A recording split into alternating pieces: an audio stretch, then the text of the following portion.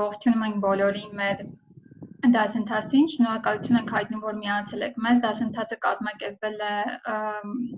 Վերակառուցման եւ Զարգացման Եվրոպական բանկի կողմից Եվրոպական միության աջակցությամբ եւ կազմում է մեր բիզնեսի թվայնացման ծրագրի մասը։ Եվ սա արդեն երրորդն է վեբինարների շարքից եւ եւս երկուսը առաջիկայում լինելու է։ Մենք ունենք այսօր մեր փորձագետները Խեսուս Լոզանոն եւ Արուսյա Խուդավերդյանը, ովքեր կներկայացնեն թե ինչ են կարել եւ այս թեմայի շուրջ հետաքրքիր ինչով է կարևոր եւ ինչ արժեք ունի, այնուհետեւ մեր արդեն կոնկրետ մասնագետները կներկայացնեն կոնկրետ ուղղություններով տեղեկատվություն, գործիքներ, ինչպես անել եւ նաեւ մենք կներկայացնենք թե ԶԵԲ-ը ինչ բիզնեսի աջակցություն է տրամադրում եւ հատկապես այս ուղղությունով ինչպես կարող են բիզնեսներին աջակցել։ Նաեւ այսօր մեր հետ է մեր ղեկավար Տիգրան Աղաբեկյան։ Երկու խոսքով Տիգրան մեր մասնակիցներին Մի հատ հարց էին դրել, կարող եք դնել այնպես, որ բոլորին ցույց տա, չէ, սա հատուկ տեսակի վեբինար ստայլ է, այսինքն մենակ խոսնակներն են երևում։ Okay։ Հարգելի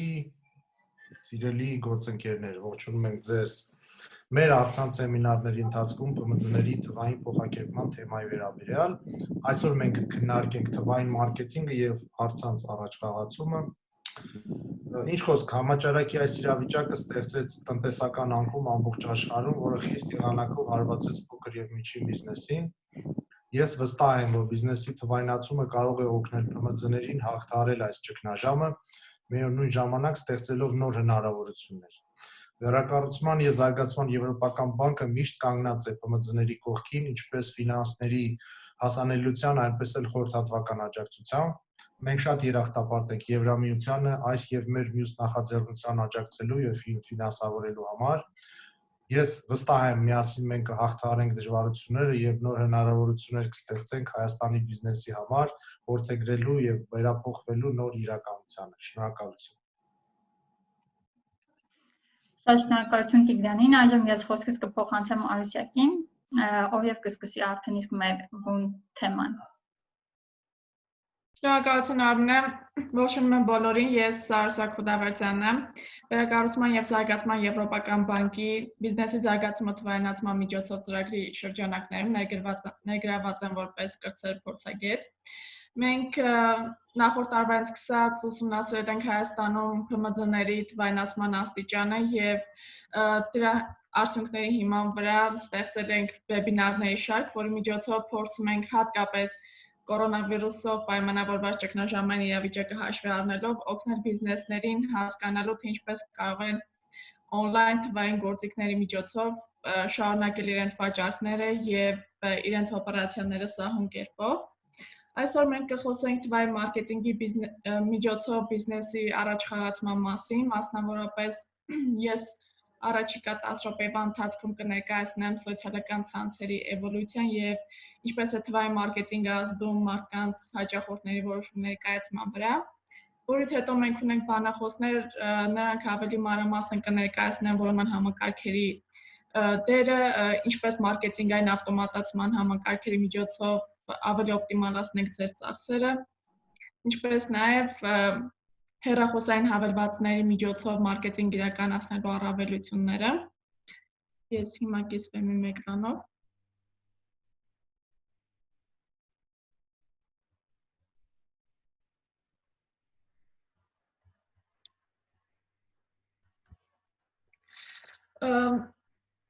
Մենք մարդիկ սոցիալական էակներ ենք եւ մեզ համար սոցիալական փոխազդեցությունները առաջնային պահանջմունք են համարվում, որպեսզի մենք կարողանանք մեզ ռեալիզացնել, իրացնել։ Սոցիալական ցանցերի ստեղծումը հիանալի հարթակ հանդիսացավ մարդկանց համար ոչ միայն իրենց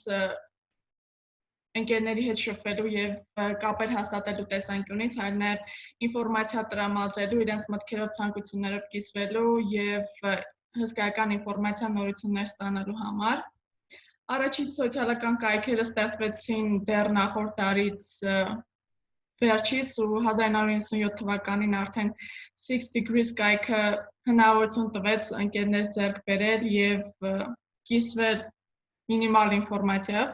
որին արդեն հաջորդ տասնամյակի ընթացքում փոխարինելու եկան առաջին բլոգավորման կայքը, գովազդների ստեղծման հարթակները, ժամադրությունների, միջոցառումների կազմակերպման եւ նաեւ աշխատանքային կապեր հաստատելու հարթակներ։ 2003 թվականին արդեն ստեղծվեց LinkedIn կայքը, որը կապեր հաստատում, փոխհարաբերություններ ստեղծում բիզնեսների համար իրար հետ արկ ու վաճառք իրականացնելու, նաև աշխատողներ գտնելու համար։ Սոցիալական կայքերը մոտ 1 տասնամյակում այնքան մեծ ծավալների հասան լսարանի տեսանկյունից, որ բիզնեսմենները, գործարանները բնականաբար գլխի կընկնեին, թե դա ինչ հսկայական հնարավորություններ է ստեղծում իրենց բիզնեսի մասին ինֆորմացիա տարածելու եւ հաճախորդների հետ անմիջական կապ ստեղծելու առանց ժամանակի եւ տարածության սահմանափակումների։ 2005-2006 թվականներին ստեղծվեցին YouTube, Facebook, Twitter եւ նմանատիպ կայքեր, ովքեր մի քանի տարվա ընթացքում դարձան գիգանտներ եւ հսկայական հնարավորություններ են ստեղծում բիզնեսի համար իրենց օգտատերերի քանակը ավելացնելու միջոցով հաճախորդներ ներգրավելու վաճառքներ իրականացնելու համար 2019 թվականին արդեն կա 3 միլիարդից ավել ինտերնետ օգտատեր, որոնցից միջինում 1.7 միլիարդը ակտիվ են շատ սոցիալական կայքերում օրական 3-ից 5 անգամ ստուգում են ինֆորմացիա իրենց էջերում։ Դա կողմում դուք կտեսնեք այուսակ, որտեղ ներկայացնում է, թե 8 տարվա ընթացքում ինչքան արագ է աճել ինտերնետ օգտատերի թիվը եւ աճ հատվածում տեսնում ենք, որ մասնավորապես Facebook սոցիալական կայքը ունի ամսական 2.4 միլիարդ ակտիվ օգտատեր, սա բնականաբար հսկայական հնարավորություն է իրենց ենթադրում բիզնեսների համար, իրենց հաճախորդների հետ ուղիղ եւ ավելի օպտիմալ կապելու համար։ Բնականաբար ինտերնետային սոցիալական կայքերի զարգացմանը համատեղ, երբ որ ավելի զարգացան տեղեկատվական տեխնոլոգիաները, մասնավորապես շուկա դուրս եկան սմարթֆոնները, հեռախոսային հավելվածները նույնպես մեծ դեր սկսեցին խաղալ, այսինքն մարդկանց 80%-ը ներկայումս առցանց է բջջային հավելվածի միջոցով եւ օգտվում են հեռախոսից ոչ միայն զանգեր կատարելու եւ նամակներ գրելու, այլ նաեւ շատ փոքր առաջադրանքներ, պարզ առաջադրանքներ հեշտորեն կատարելու համար, դա կարող է իրենց ենթադրել տոմսերի ամրագրում, հյուրանոցների պատվեր, ինֆորմացիայի արագ գտնելու հնարավորություն կամ on-line առևտուր կատարել, կալենդարներ, առաջադրանքներ ստեղծել եւ դրանց հետեւել։ Այսինքն գործարանների համար պարզ է դառնալու, որ հեռախոսային տիրույթ մտնելը կունենա վաճառքների տեսանկյունից շատ զգալի դրական հետևանքներ, մասնավորապես աջ կողմում կտեսնեք, որ ներկայացված կազմակերպությունները օգտվողները 80%, գրեթե 70-80% դեպքերով հենց այս կայքերից օգտվում են հեռախոսային հավելվածի միջոցով։ Հեռախոսային հավելվածների տրված առավելությունների մասին մենք դեռ կխոսենք, իսկ այդ ամեն ինչը ինչպես է կապվում մարքեթինգի եւ մասնավորապես թվային մարքեթինգի հետ։ Մարքեթինգը իրենց ենթադրում է ճիշտ լսարանին, այսինքն ձեր նախընտրած լսարանին, ճիշտ բովանդակություն փոխանցելը ճիշտ կապուղիների միջոցով, երբ որ մենք ասում ենք ճիշտ, ավելի նկատի ունենք օպտիմալ հնարավորինս լավագույն ձևով։ Մարքեթինգի նպատակը առաջնային իրազեկվածություն ստեղծելն է եւ հաճախորդների ուշադրություն գրավելը, մինչեւ վաճառքների հասնելը։ Իսկ երբ որ արդեն վաճառք իրականացված է, գալիս է promotion ասվածը, առաջխաղացումը, երբ որ դուք փորձում եք մարդուն երկրորդ, երրորդ անգամ բերել ձեր խանութ, բերել ձեր ծառայության մատուցման վայր եւ կրկնվող վաճառքներ իրականացնել, այսինքն հասնել հաճախորդի հավատարմության։ Թվային մարքեթինգն էլ այս ամբողջը օգտագործում է, այսինքն առցանց թվային տեխնոլոգիաների հարթակների միջոցով կապ է հաստատում հաճախորդների հետ ապրանքների եւ ծառայությունների իրացման եւ առաջխաղացման համար։ Եթե մենք փորձենք դիտարկել ինչպես է մարդիկ որոշումներ կայացնում մինչև ապրանքը գնելը, կարելի է ընթացքը բաժանել մի քանի փուլերի։ Այսինքն առաջին անգամ երբ որ մարդը լսում է ձեր մասին, դա համարենք իրազեկվածություն եւ իր մոտ ստեղծվում է հետաքրքրություն ձեր կազմակերպության ապրանքների ծառայությունների մասին ավել ինֆորմացիա ստանալու, այս տեսանկյունից անգնահատել են որոնման համակարգերի եւ սոցիալական մեդիա մարքեթինգի դերը։ Եթե փորձենք մի քիչ միգուցե խիստ ձևակերպել, եթե դուք ունեք լավագույն product-ը, լավագույն ծառայությունը, բայց ձեր մասին չգիտեն, դուք վաճառքներ չեք ունենա։ Դրանից հետո մարդիկ արդեն սկսում են համեմատել ձեզ մրցակիցների հետ, շուկայում եղած այլ առաջարկների հետ կամ իրենց հնարավորությունների, իրենց ցանկությունների հետ ձեր ապրանքը, ու այս փուլում շատ կարևոր է անընդհատ հաճախորդների հետ կապի մեջ լինելը, իրենցից հարց ու պատասխանի միջոցով հասկանալու իրենց ցանկությունները ու լավագույն առաջարկը ներկայացնելը, միգուցե նաև անձնավորված, եւ վաճառքների ու մարդկանց կրկին ձեր խանութ բերելու կամ ձեր ծառայությունների մատուցման բերելու համար արդեն կա օրինակ հեռախոսային հավելվածների միջոցով կամ այլ թվային գործիքներ, հարթակներ կիրառելու միջոցով պահպանել հաճախորդի հավատարմությունը։ Այս ամբողջ process-ը շատ դժվար կլիներ թե ծախսերի, թե ժամանակի տեսանկյունից կառավարելը, եթե չլինեին մարքեթինգի ավտոմատացման գործիքները, որոնք հնարավորություն են ձեզ տալիս շատ կրկնվող process-ներ ավտոմատացնելու, արագացնելու եւ առանց անձնակազմի հետ կապված ծախսերի կամ բիզնեսի ընդլայնման հետ կապված ծախսերի ու ներդրումների ստանալու արդյունքներ։ Վերափոխման ցուցանիշ ասելով կարճ ասեմ, որ մենք նկատի ունենք իրազեկվածությունից մինչև վաճառք ընկած փուլում դուք քանի հաճախորդ եք կորցնում, օրինակ ձեր մասին իմացավ 1000 հոգի եւ 1000 հոգուց ընդամենը 5-ը ձեզնից վերջնարդյունքում գնում կատարեցին, կստացվի, որ ձեր վերափոխման ցուցանիշը 0.5% է։ Եվ կազմակերպությունների համար շատ կարևոր է այս ցուցանիշը բարձրացնելը, այսինքն ճիշտ մարքեթինգի միջոցով, ճիշտ գործիքներ օգտագործելու միջոցով հասնելու նրան, որ ձեր մասին իմացողների եւ վերջնարդյունքում ձեզ հաճախորդ դարձող մարդկանց քանակը ավելացնեք։ Այս ամենի մասին առավել մանրամասն արդեն կոնկրետ տեխնոլոգիաների, կոնկրետ օրինակներով կներկայացնեմ մեր այսօրվա բանախոսները։ Ես շնորհակալություն եմ հայտնում ինձ լսելու համար եւ խոսքը սիրով փոխանցում եմ Տաթև Տորապյանին, ով կներկայացնի ինչպես ձեր բիզնեսի տեսանելիությունը բարձրացնել որոնման համակարգերի միջոցով։ Շնորհակալություն։ Տաթև։ Ողջունում եմ բոլորին, թե մասնակիցներին,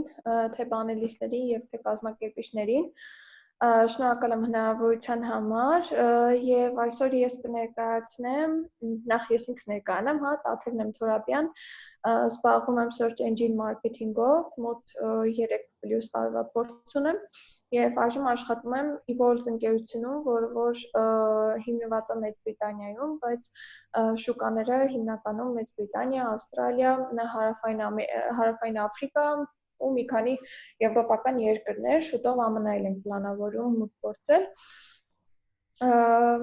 Եվ երևի թե սկսենք, խոսելու ենք search engine marketing-ի մասին, մասնավորապես որոնողական համակարգերում գովազդների, վճարովի գովազդների մասին, թե ինչպես տեղադրել, ինչու են դրանք կարևոր բիզնեսի համար եւ այլն։ Նախ հասկանանք, թե ինչ է որոնողական համակարգերի մարքեթինգը, այն հիմնականում երկու մասից է բաղկացած, որոնողական համակարգերի օպտիմիզացում եւ վճարովի գովազդներ։ Այս երկու մեթոդների հիմնական տարբերությունն այն է, որ առաջին մեթոդը հիմնված է օգտատերերի փորձառությունը լավացնելու համար եւ կայքերի աշխատանքի որակը բարձրացնելու համար եւ սա հիմնականում անվճար մեթոդ է, Այսինքն կայքերը հարմարեցնում են իրենց կառուցվածքը եւ իրենց կոնտենտը Google-ի ալգորիթմներին եւ դրանով փորձում են օրգանիկ ճանապարհով, այսինքն առանց վճարումներ կատարելու, ավելի շատ հայտնվել Google-ի առաջին էջում եւ ավելի շատ օգտատերեր ներգրավել իրենց վեբկայք։ Երկրորդ մեթոդը, որի մասին որ այսօր խոսելու ենք, վճարովի գովազդների վրա հիմնված մեթոդն է։ Այս դեպքում Google-ի առաջին մի քանի տեղերը, top տեղերը, ինչպես նաև վերջին մի քանի տեղերը եւ աջ կողմում, որտեղ որ հայտնվում են բիզնեսների լոգոները եւ ինչպես նաև պրոդուկտները, բիզնեսները փորձում են այդ տեղերը գնել Google-ից եւ իրենց այնպես անել, որ իրենց վեբկայքերը հայտնվեն հենց այդ տեղերում։ Հենց այսպիսի գովազդներ հայտնի է որպես pay per click, այսինքն վճարի մեկ կլիկի համար գովազդներ։ Հիմա հասկանանք թե կոնկրետ ինչպես է աշխատում այս երկրորդ մեթոդը, հա, որի դեպքում որ բիզնեսները վճարում են հայտնվելու համար Google-ի առաջին տեղերում։ Մենք բոլորս որպես օգտատերեր որևէ որոնում կատարելու համար, որևէ ապրանք կամ ծառայություն որոնելու համար Google-ում մենք մտնում ենք Google եւ type ենք անում տվյալ ապրանքի կամ ծառայության անվանումը մեր ցանկացած լեզվով եւ մեր առջեւ հայտնում են մի շարք արդյունքներ եւ մենք դրանցից ընտրում ենք այն, որը մեզ հետաքրքիր է, հա։ Հիմա ամբողջ այս համակարգի տրամաբանությունը այն է, որ բիզնեսները բիդ են անում կամ այսպես ասած գնում են այն բոլոր բառերը, որոնք որ համապատասխանում են իրենց ապրանքներին ու ծառայություններին եւ վճարում են Google-ին, որպեսզի յուրաքանչյուր անգամ օգտատիրոջ Google մտնելուց եւ որոնում իրականացնելուց հայտնվի հենց իրենց բիզնեսի վեբ կայքը կամ իրենց պրոդուկտների նկարները։ Հենց սա է պատճառը, որ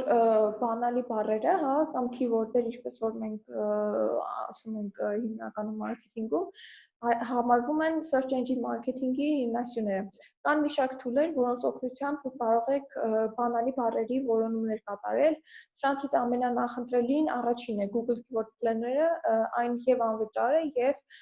շատ ինֆորմացիա է պարունակում։ Հիմա հասկանանք թե ինչպես սկսել ձևավորել այդ արշավները, հա, մենք հասկացանք, որ բանալի բառերը հիմքն են հանդիսանում, սակայն ինչպես ձևավորել արշավները։ Սրա հիմքում ընկած է այն ապրանքներն ու ծառայությունները, որոնք որ դուք վաճառում եք, հա։ Ես այստեղ բերել եմ օրինակ ավտոմեքենաների մասերի օրինակներ, հա։ Կան ավտոմեքենաների տարբեր մասեր, դուք ունեք երկու տարբերակ, հա, հաշիվների կառուցվածքը որոշելուց։ Դուք կարող եք այն որոշել ըստ ձեր վաճառած ապրանքների տեսակների ու ծառայությունների, ենթադրենք այն ապրանքները, որոնք վերաբերում են ավտոմեքենայի ներքին հատվածներին, հա, եւ նրանք, որոնք վերաբերում են ենթադրենք արտաքին տեսքին, կարող եք ձեր արշավների կառուցվածքը ձևավորել ըստ բրենդների, օրինակ պահեստամասեր, հա, ավտոմեքենայի պահեստամասեր կոնկրետ մոդելների համար, ենթադրենք BMW-ի համար, Toyota-ի համար եւ այլն։ Սրա հիման վրա դուք որոշում եք, թե որոնք են լինելու ձեր արշավները։ Դա առաջին մակարդակն է, հա, ներողություն, երկրորդ մակարդակն է, դա գովազդների արշավները այդ քամփին։ Այնուհետև դուք որոշում եք տարբեր խմբերի եք բաժանում, հա, օրինակ ենթադրենք ըստ մոդելների եք որոշել անել, մի խումբը կլինի պահեստամասեր BMW-ի համար, մյուսը Toyota-ի համար եւ այլն։ Եվ դրանից հետո արդեն իրենց համապատասխան բանալի բառերը։ Հիմա հասկանանք, թե ինչպես պետք է զբաղեցնել Google-ի առաջին տեղում, չէ՞ որ բազմաթիվ բիզնեսներ ցես հետ հավասար միաժամանակ վճարում են որոշակի ձեր մրցակիցները, հա, վճարում են որոշակի բանալի բառերի համար։ Ուրեմն Google-ը հաշվի է առնում հետևյալ պարզ բանաձևը, որոշում է ձեր գովազդների rank-ը։ Գովազդների կամ գիտեմ հայերեն ինչպես է այդ բառը, բայց rank-ի մեջ մտնում է այն գումարը, որը որ դուք պատրաստ եք վճարել առաջին տեղում հայտնվելու համար, դա CPC bid-ն է հանդիսանում, եւ երկրորդը համարվում է ձեր գովազդի որակը։ Գովազդի որակ ասելով հիմնականում Google-ը հասկանում է, թե գովազդը տվյալ պահի ինչքանով է համապատասխան այն բանալի բառին, որը որ օգտատերը օգտագործել է։ Ինչքանով է գովազդը գրագել, ինչքանով է առանց տարածքների, ինչքանով է համապատասխան Google-ի որոշակի չափանիշներին, որոնց մասին մենք կարող ենք խոսել, եթե իհարկե ավելի մանրամասն ուզում ենք։ Ինչ նախ հասկանանք, թե փոքր բիզնեսի համար, որը որ ընդհանրապես SEM-ը ակտիվացված չէ եւ ցանկանում է նոր սկսել, ինչ պետք է անել SEM-ը ակտիվացնելու համար։ Նախ եւ առաջ պետք է հաշիվներ բացել, Google-ի տարբեր հաշիվներ կան։ Կրկին, եթե ցանկանաք, կարող ենք ավելի մանրամասն քննարկել։ Այնուհետև իրականացնում եք բանալի բառերի հետազոտում, որպեսզի հասկանաք ձեր ապրանքների եւ ծառայությունների համար օգտատերերը ինչ բառեր են օգտագործում դրանք գտնելու համար։ Այնուհետև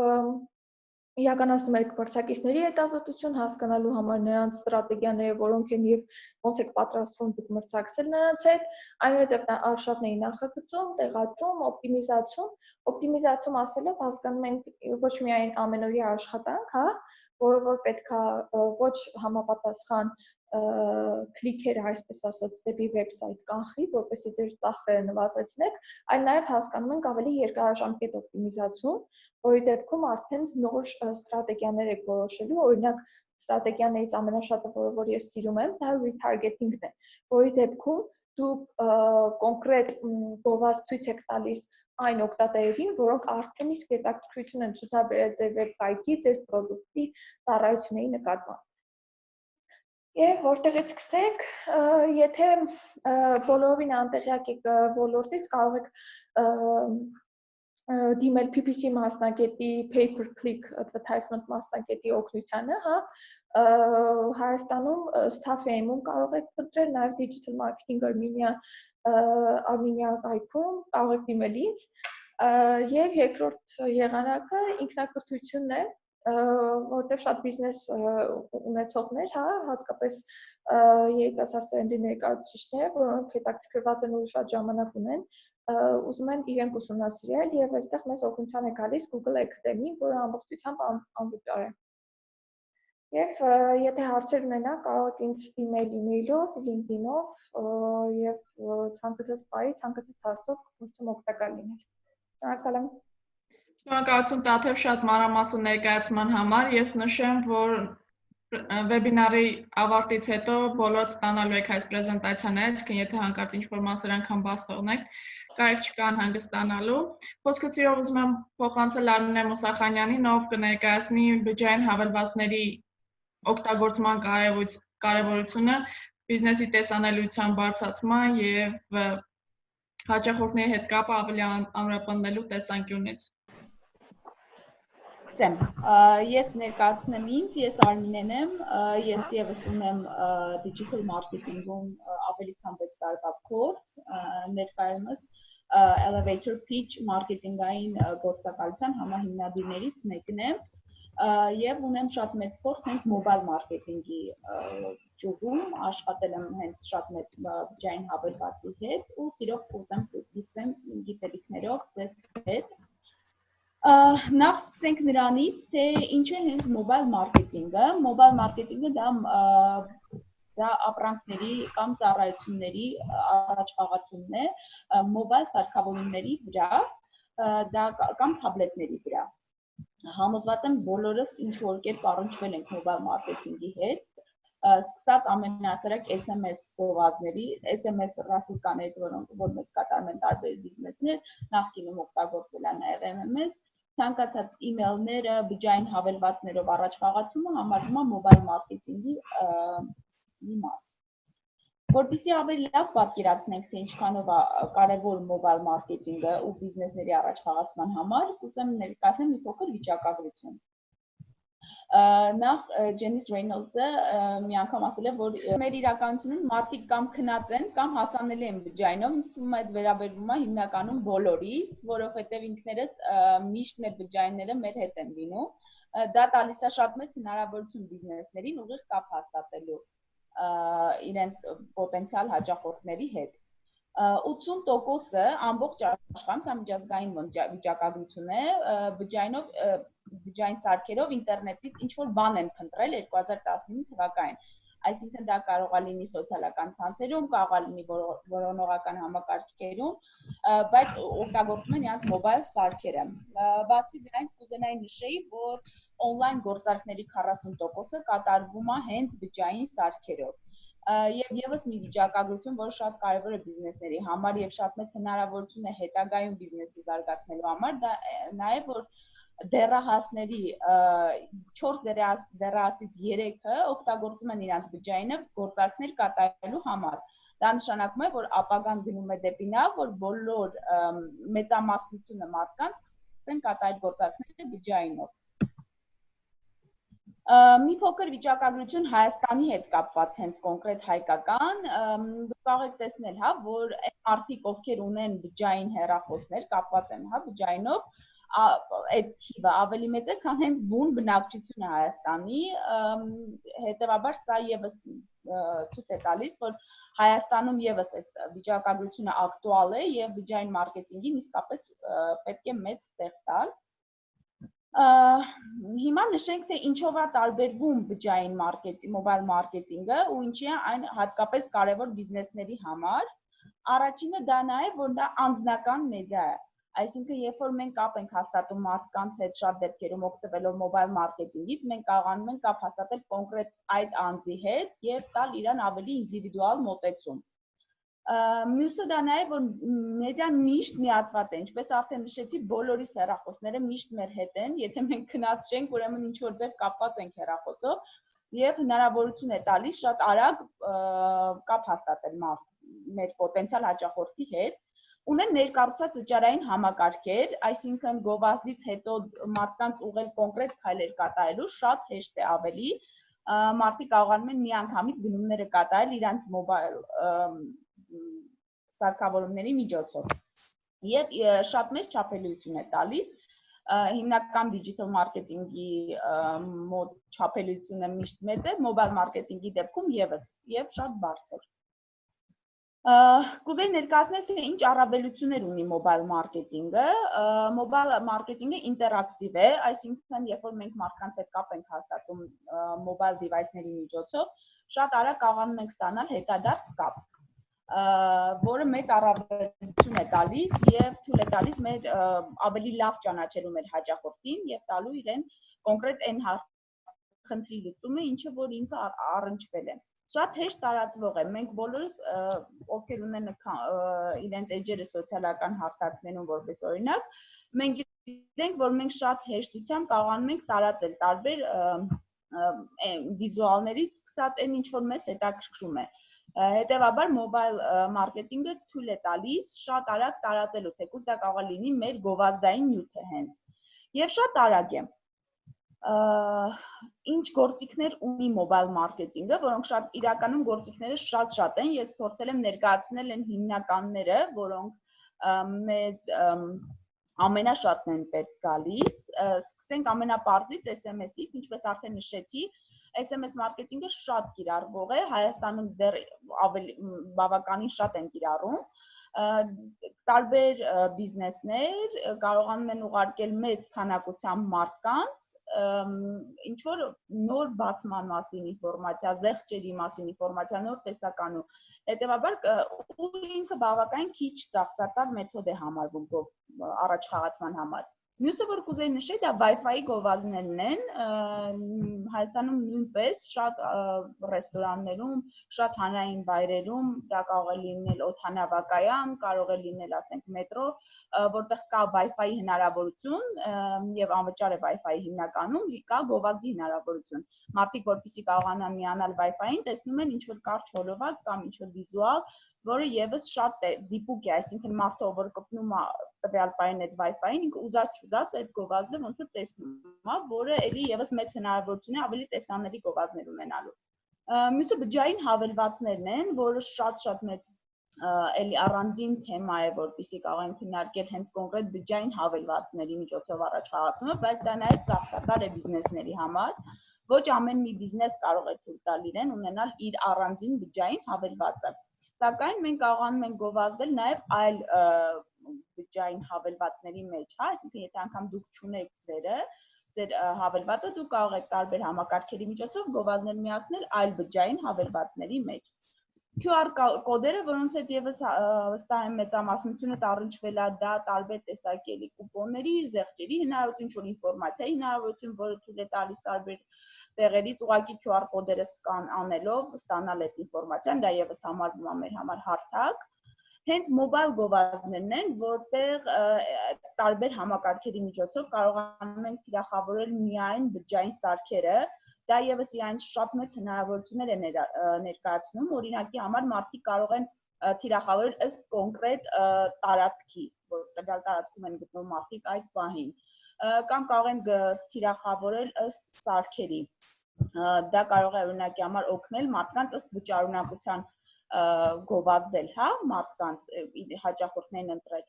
օրինակի համար, չգիտեմ, Apple brand-ի, հա, հեռախոսներ ունեցող վերջին ամենահեռախոսների վրա թիրախավորում անելով, դու կարող ես թիրախավորել ավելի մեծ վճարունակություն ունեցող մարդկանց։ Եվ տարբեր օպերացիոն համակարգերով եւ այլն շատ մեծ հնարավորություններ է տալիս հենց մոբայլ թիրախավորման համար։ Եվ իհարկե մոբայլ կայքեր, ինչպես Տաթև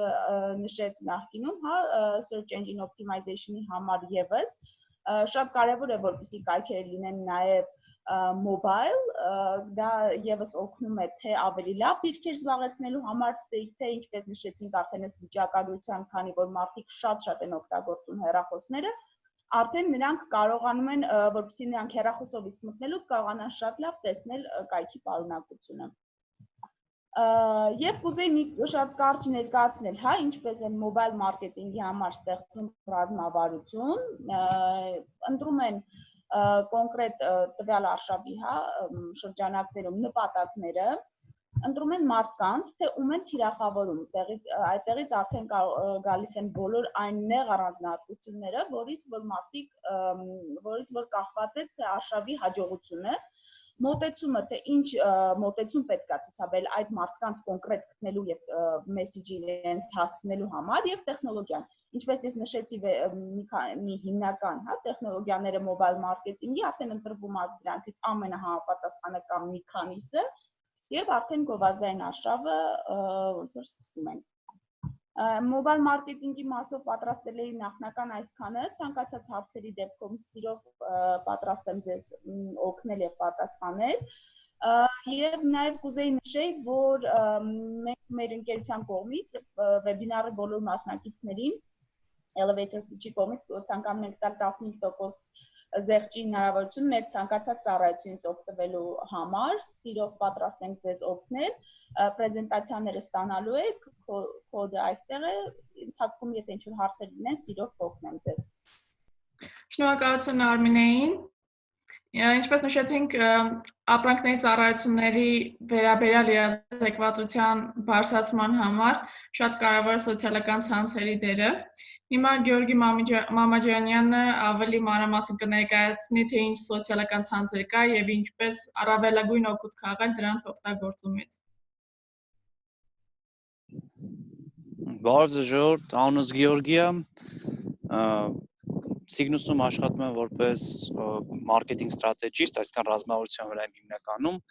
Մինչև ես աշխատել եմ SEO Render Forest-ում, մի խոսքով marketing-ի հետ ինչ կապված է, բոլոր փուլերով անցել եմ ու դեռ անցնում եմ։ Ուրեմն այսօր կխոսանք սոցիալական ցանցերից, չեմ ուզում տենց շատ տերմիներով խոսամ հնարավորինս մարդկային լեզվով։ Ուրեմն շուտ պատկերացնենք sense մի բան, մենք գտնվում ենք Սպարտայում, հին Սպարտայում։ Ուրեմն ուզում ենք հասկանանք ոնց է, երբ է թշնամին մոտիկանում։ Խենք ուզում իմանանք, որտեղ ուզում ենք ողջ մնանք, այդքան բան։ Հիմա քանի վարիանտ կառաջարկեք։ Իրականում համար մի քիչ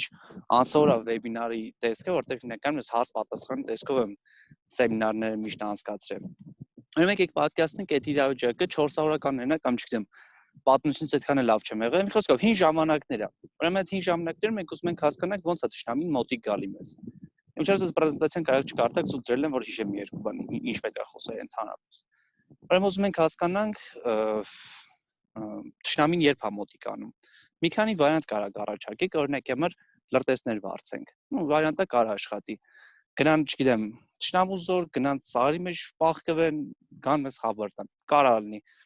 Կարանք ասենք, օրինակ համար, չգիտեմ, մեկին կաշառենք, դառնա մեր լրտեսը, էլի կարող լինի։ Կարանք ասենք, շատ բարձր պատ սարքենք,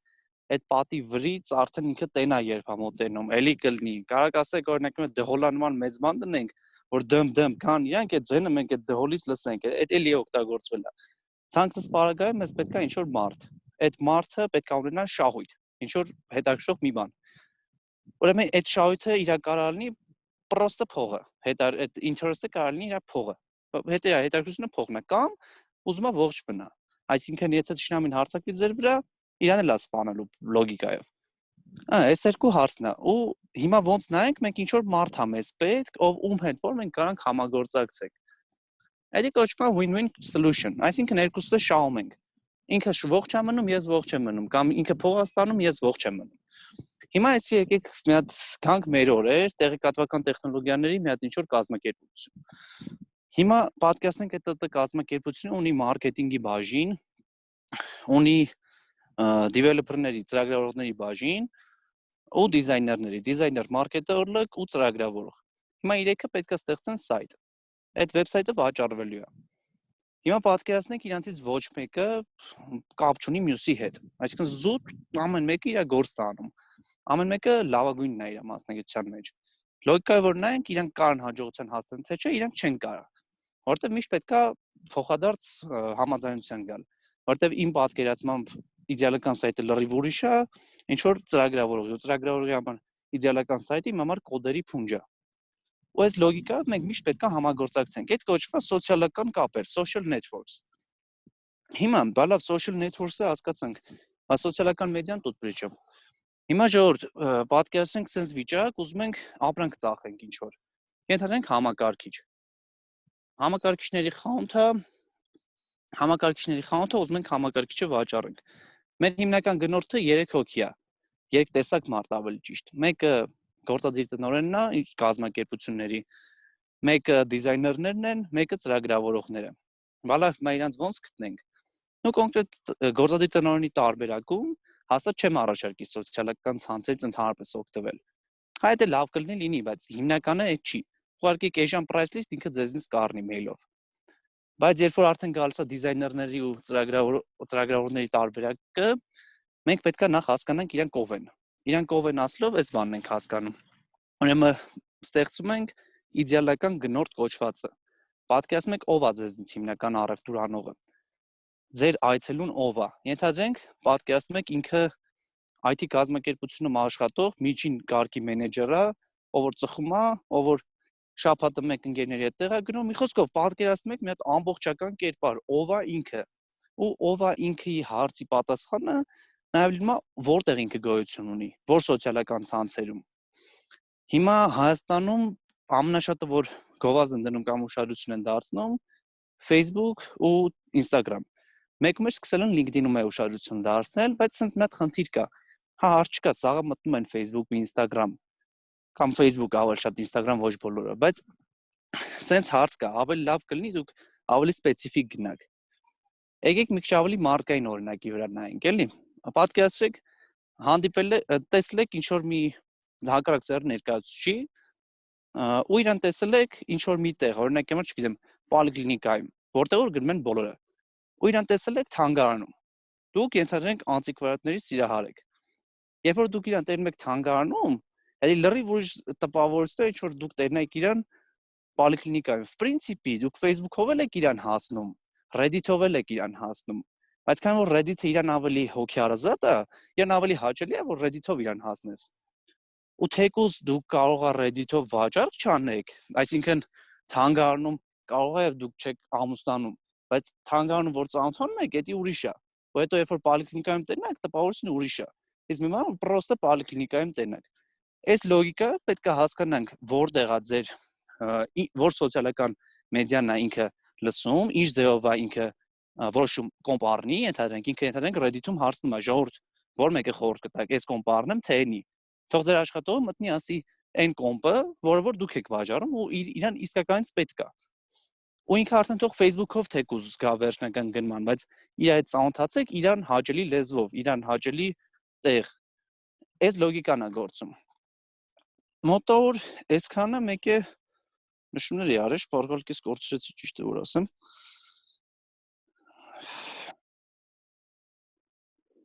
Խոսքով ամենակարևոր գաղափարը, որ պետք է հասկանանք, դա թիրախավորումն է։ Լինի սոցիալական մեդիա, լինի ցանկացած ինչ-որ ուրիշ բան, մարքեթինգի հիմնական միտքը, հատկապես ռազմավարական մարքեթինգի, դա թիրախավորումն է։ Այսինքն որտեղ է գտնվում ձեր գնորդը, որտեղ ինքը գոյություն ունի։ Ու ամեն ինչից բացի այս մոռացել էի գրել։ Ուրեմն նայեք, sense գաղափար գոյություն ունի, որ պետք է հասկանալ կուլտուրան։ Կուլտուրալոգիա մի քիչ վատանշում, բայց կուլտուրալոգիան շատ կարևոր է մարքեթինգի մեջ։ Պետք է հասկանալ մարդը ինչ սովորություն ունի։ Այսինքն երբ որ մեկը գա մտնի Հայաստան այն լոգիկայով, որ Ամերիկայում ընդհանրենք մարտի 8-ին ծաղկի գները իջնում է, որ մեր մոտ է պետք է իջնի, ինքը ձախողվելու է։ Կամ երրորդ մասում ինքը դնի կաֆե, ինքը ձախողվելու է, որտեղ ինքը տեղյակ չի, որ երրորդ մաս կաֆե չեն գնում։ Ինչը եղել է այդպես դեպք վերջերս։ Ու օրինակի համար Ճապոնիայում մի հատ անունը չեմ հիշում, թենիսի ռակետկեկ արտադրող կամպանիա է մտել, սա աշխարհում ծախում էր միլիոններով, միլիարդներով ծախում էր այդ ամեն ինչից։ շատ մեծ շահույթ են ունենում ու մտան Ճապոնիա։ Այն լոգիկա է, որ հաստատ պետք է այդտեղ իրանք շահույթ ունենան։ Ոչ մի հատ չծախվեց, մի 5 հատ կարող է ծախված լինել միլիոնների տեղը։ Գաղափարը նրանում էր, որ ծախվում էր մի հատ պինգ-պոնգի ռակետ կա, հետո 4 հատ շարիկ։ 4 տիպը մահվան նշանա պարզվեց Ճապոնիայում։ Այսինքն 4 հատ ոչ մեկ չի առնում, ոնց որ այդտեղ զույգ ծաղի չեն առնում ուրախ առիթի։ Իրանք իրացիոնալ երևույթներ են, բայց Այստեղ հարց ունենք գաղափարից բացի ուրիշ ինչ ռազմավարություններ կան սոցիալական ցանցերով ձեր բիզնեսը առաջ տանելու համար կարող ես նշել եւս մի քանի շատ կարճ ձևով ինչ նշեմ։ Այստեղ հարցը հետեւյալն է, դու խոսեցիր արդեն գաղափարի մասին կամ ինչպես ուսումնասիրես նաև ինչ որ perception ասածներ կամ գաղափարից բացի ուրիշ ինչ ռազմավարություններ կան սոցիալական ցանցերից միջոցով։ Նայեք, Ջորջ, դա արդեն գնում ենք social media marketing, բայց էլի խնդիր չկա, խոսանք social media marketing-ից։ Ոնց կարանք շատ պետք չի կամ եթե կարողանաս Հա, երկու բառով։ Ինչին ուշադրություն դարձնել։ Ջորջ, նայեք, օրինակ եմր հիմնականում Հայաստանի social media marketer-ները հիմնականում ես տենում եմ շատ ժամանակ ծախսում են մենակ նրա վրա, որ իրանք օրեկան content են ստեղծում։ Իմ կարծիքով էդի սխալ է։ Այդ principle-ով ես չեմ առաջնորդվել։ Հիմնականը ես այս principle-ով առաջնորդվել, ստեղծել եմ մի հատ sheet, այդ sheet-ի մեջ գրվել է, այսօր էս ինչ տոնն է, այսօր էս ինչն է պետք անել, planning-ի մասով պետք է ավելի ուշադիր լինեք։ Content-ը ստեղծեք, գլխանց, չգիտեմ, ռազմավարություն կոչվածը օթում որ երկու բառով ասեմ, մի քիչ սուտ է։ Առաջինը պետք է հասկանանք ով է մեր գնորդը, հետո նոր արդեն այդ ամեն ինչից խոսանք։ Ենթադրենք այդ ծրագրավորողների տեսանկյունից նայենք։ Կարանք իրենց գտնենք Reddit-ում, կարանք գտնենք, չգիտեմ, GitHub-ում կամ ինչ-որ այդ տիպի ֆորումներում։ Հետո կարանք, չգիտեմ, վերենք Facebook։ Այսինքն ինքը մտնի մեր сайт, તો remarketing-ով Facebook միացնենք։ Այդ ուղղակի մի քիչ շատ թեորետիկ հարց է, էլի, որ Հասկանալի է, այսինքն սկզբից հասկանալով է մեր հաճախորդի, որն է մեր հաճախորդի նկարագիրը, կամ ինչպես ասում են user persona-ն, ու ես ասեմ, նշել որ ռազմավարությունները շատ տարբեր են, տակտիկաները շատ տարբեր են, ու յուրաքանչյուր անգամ ձեր մրցակցի դեպքում ինչքան որ նույն հաճախորդների համար եք պայքարում, մի ռազմավարությունը կարող է չաշխատել, բայց այդ նույն ռազմավարությունը ձեր դեպքում շատ լավ արդյունքներ ունենալ։ Մարքեթինգային հատկապես սոցիալական մեդիա մարքեթինգով կամ թվային տեխնոլոգիաներից օգտվելիս ցանկացած ռազմավարություն անելիս պարտադիր վերանայեք արդյունքները, այսինքն այնպես կազմեք ձեր ռազմավարությունը, որպեսզի արդյունքները լինեն չափելի եւ յուրաքանչյուր քայլից հետո փորձեք գնահատել արդյունքների գնահատում կատարել, ինչքան ջանք, ինչքան գումար ու ժամանակ ներդրեցիք ու արդյունքում ինչ արդյունքներ ստացաք։ Այդ դեպքում համ ձեզ համար կստացվի էժան, համ վերջում ասենք մի քանի ամսվա կտրվածքով դուք կստանաք կոնկրետ ձեր բիզնեսի, ձեր շուկայի համար լավագույն աշխատող ռազմավարությունը։ Մեկ էս կարճ պատասխանը մնալուց, ինչպես գրագետ content կազմել, որ SEO-ի մեջ sense գաղափար գոյություն ունի 10x։ Այսինքն եթե գաղափար, եթե դուք ստեղծեք 10 անգամ ավելի լավ content քան ստե գոյություն ունի, դուք հաջողության եք հասնելու։ SEO-ի տեսանկյունից ու ոչ միայն։ Նրանք գործում են ստեղ։ Եթե լրատվական կայքա ինքը, չգիտեմ, ծեր գովազդա մցրած, ինքը չի կարող աշխատի, եթե լավ եք գրում, բայց SEO-ին ընդհանրապես բան տեղ չեք դնում, չի կարող ինքը լավ աշխատի։ Մի խոսքով այդ հենց էլի որ ոնց անենք որ լավ լինի շարքից է, էլի չեմ կարող օթում ասեմ։ Եթե կհետաքրի կոնկրետ ինչ որ տարբերակ է ձեզ հետաքրում, LinkedIn, Facebook, Gmail, չգիտեմ, ոնց ուզում եք կապնվեք, Գյորգի Մամաջանյան, դիմեք, իրար քննարկենք, տենանք, էլի։ Ուղղակի օթում չեմ կարող պատկերացնել։ Արդեն մնացածը հարց ու պատասխանի ֆորմատով կարծում ֆորմատիկ կլինի եւ այստեղ ուշեմ որ հարցերին դեռ մենք կհասցնենք պատասխանել մնաց մեզ մեկ բանախոսով կներկայացնի թե ինչպես մարքեթինգային ավտոմատացման գործիքների միջոցով ավելի օպտիմալացնել ծախս եւ արդյունք հարաբերակցությունը եւ վերջում ունենք մեկ ստարտափ որը կներկայացնի թե ինչպես կարելի է հասնել հաճախորդների լոյալության թվային գործիքների միջոցով հիմա խոսքը սիրով փոխանցեմ Փարանձե Մավաքյանին ողջունում եմ բոլորին մա փորձեմ միացնել բանը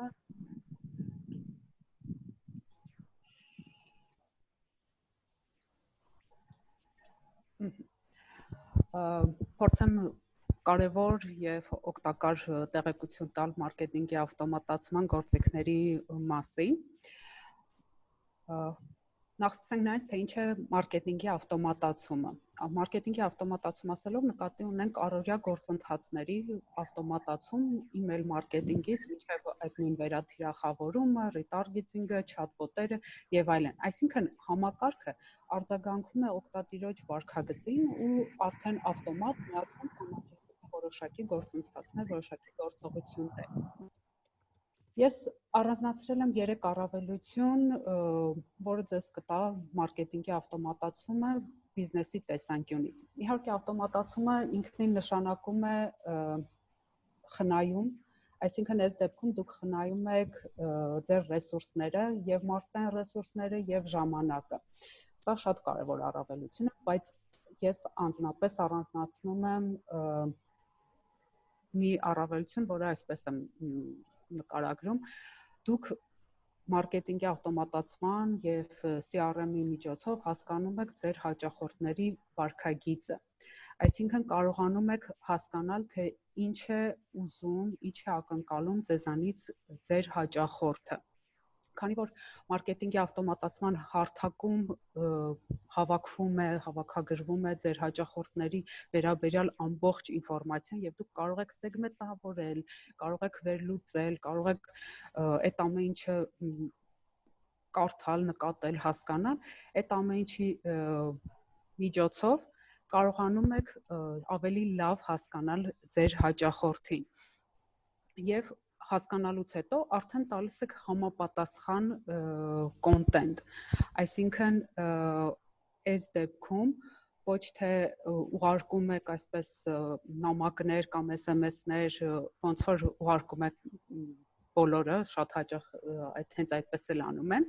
այլ ամեն մեկին թիրախավորված ուղարկում եք ինչ-որ մի կոնտենտ, որը հենց վերաբերում է իրեն։ Մենք բոլորս իրականում մարքեթինգի ավտոմատացման տարբեր հարթակներում ներառված ենք, միայն այն, որ մենք առցանց գնումներ ենք անում, դա արդեն մեզ ներառում է այս կամ այն համակարգի մեջ։ Ձեզ մեկ օրինակ բերեմ, ես ինքս Gap խանութի առցանց խանութից օգտվում եմ եւ Gap-ը երբ ես գնում եմ ինչ-որ մի բաներ դնում եմ Զամբյուղում, բայց չեմ գնում, որոշ ժամանակ անց ինձ նամակ է ուղարկում հենց այդ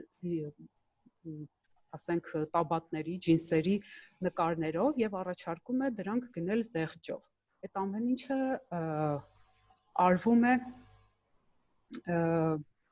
հենց մարքեթինգի ավտոմատացման միջոցով։ Փառանձեմ ջան, կավես նշել կոնկրետ գործիքներ, որոնք հնարավորություն կտան բիզնեսներին ավտոմատացնելու իրենց այդ ամբողջ process-ը, որ մասում որ խոսում ես։ Իհարկե, հիմա փորձեմ, քանի որ գործիքները շատ են եւ ինքն իրանով ավտոմատացման այդպես ավտոմատացումը շատ ծախսատար է եւ ժամանակատար, այսինքն ես հենց հիմա չեմ ասելու այ ավտոմատացրեք ամեն ինչ ու միացեք որևէ համակարգի, չէ։ Ես առաջարկում եմ, որ բիզնեսները ուսումնասիրեն, սկսեն մի հատ անվճար գործիքներից։ Մի հատ ուսումնասիրեն, հասկանան իրենք որպես բիզնես, իրենց թիմը նաեւ պատրաստ է արդեն ավտոմատացման, թե ոչ, որովհետեւ այստեղ անհրաժեշտ է գիտելիքներ, այստեղ անհրաժեշտ է այդ ամեն ինչը մի հատ set-up անել։ Դրա համար առաջարկում եմ սկսել անվճար գործիքներից, այստեղ առանձնացրել եմ ամենաայդպես տարածված գործիքները եւ դուք կարող եք ուղղակի գրանցվել այս նշված գործիքներում կամ ուրիշ ցանկացած գործիք եւ մի հատ ուսումնասիրեք, որպեսզի տեսնեք դուք կարող եք ուզում եք օգտագործել, թե ոչ, ասեմ, որ բոլորը ռուսերենով, անգլերենով են հասանելի, ռուսերենով հասանելի է այս դեպքում, այս նշվածներում չկա։ Եվ առանձնացրել եմ գործիքներ արդեն կարող եք վճարովի վերցնել, այսինքն վճարել եւ եթե նկատեցիք, այստեղ շատ կարեւոր է թե քանի կոնտակտ, այսինքն քանի հաճախորդ կարող եք ներառել այդ համակարգում եւ ըստ դրա արդեն գինը բարձրանում է։ Սրանցից մի օրինակ active campaign-ը հենց փոքր միջին բիզնեսների համար է։ Omnisend-ը ավելի հենց e-commerce-ի, այսինքն առցանց առևտրին է հարմար։ Mailchimp-ը ինձ թվում է ամենատարածվածն է, բոլորը գիտեն Mailchimp-ը, դե HubSpot-ը ամենահայտնին է եւ այսպես սիրելին եւ դրան rejoiner-ը, որը ավելի մեծ բիզնեսների համար է։ Իսկ ընտրելիս ես առաջարկում եմ, որ ուշադրություն դարձնեք 5 կետի, ինչպես նշեցի, կոնտակտների եւ արշավների քանակը, այսինքն այդ գնով ինչքան կոնտակտ կարող եք ներառել համակարգում եւ ինչքան արշավ ամսական կարող եք անել, օրինակ 2500 եւ 12000 արշավ կամ ավել։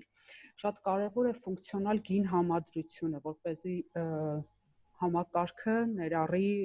landing page-եր, A/B testing, վերլուծություն, որպեսզի դուք կարողանաք այդ դատան, այսինքն ստացված տվյալները օգտագործել։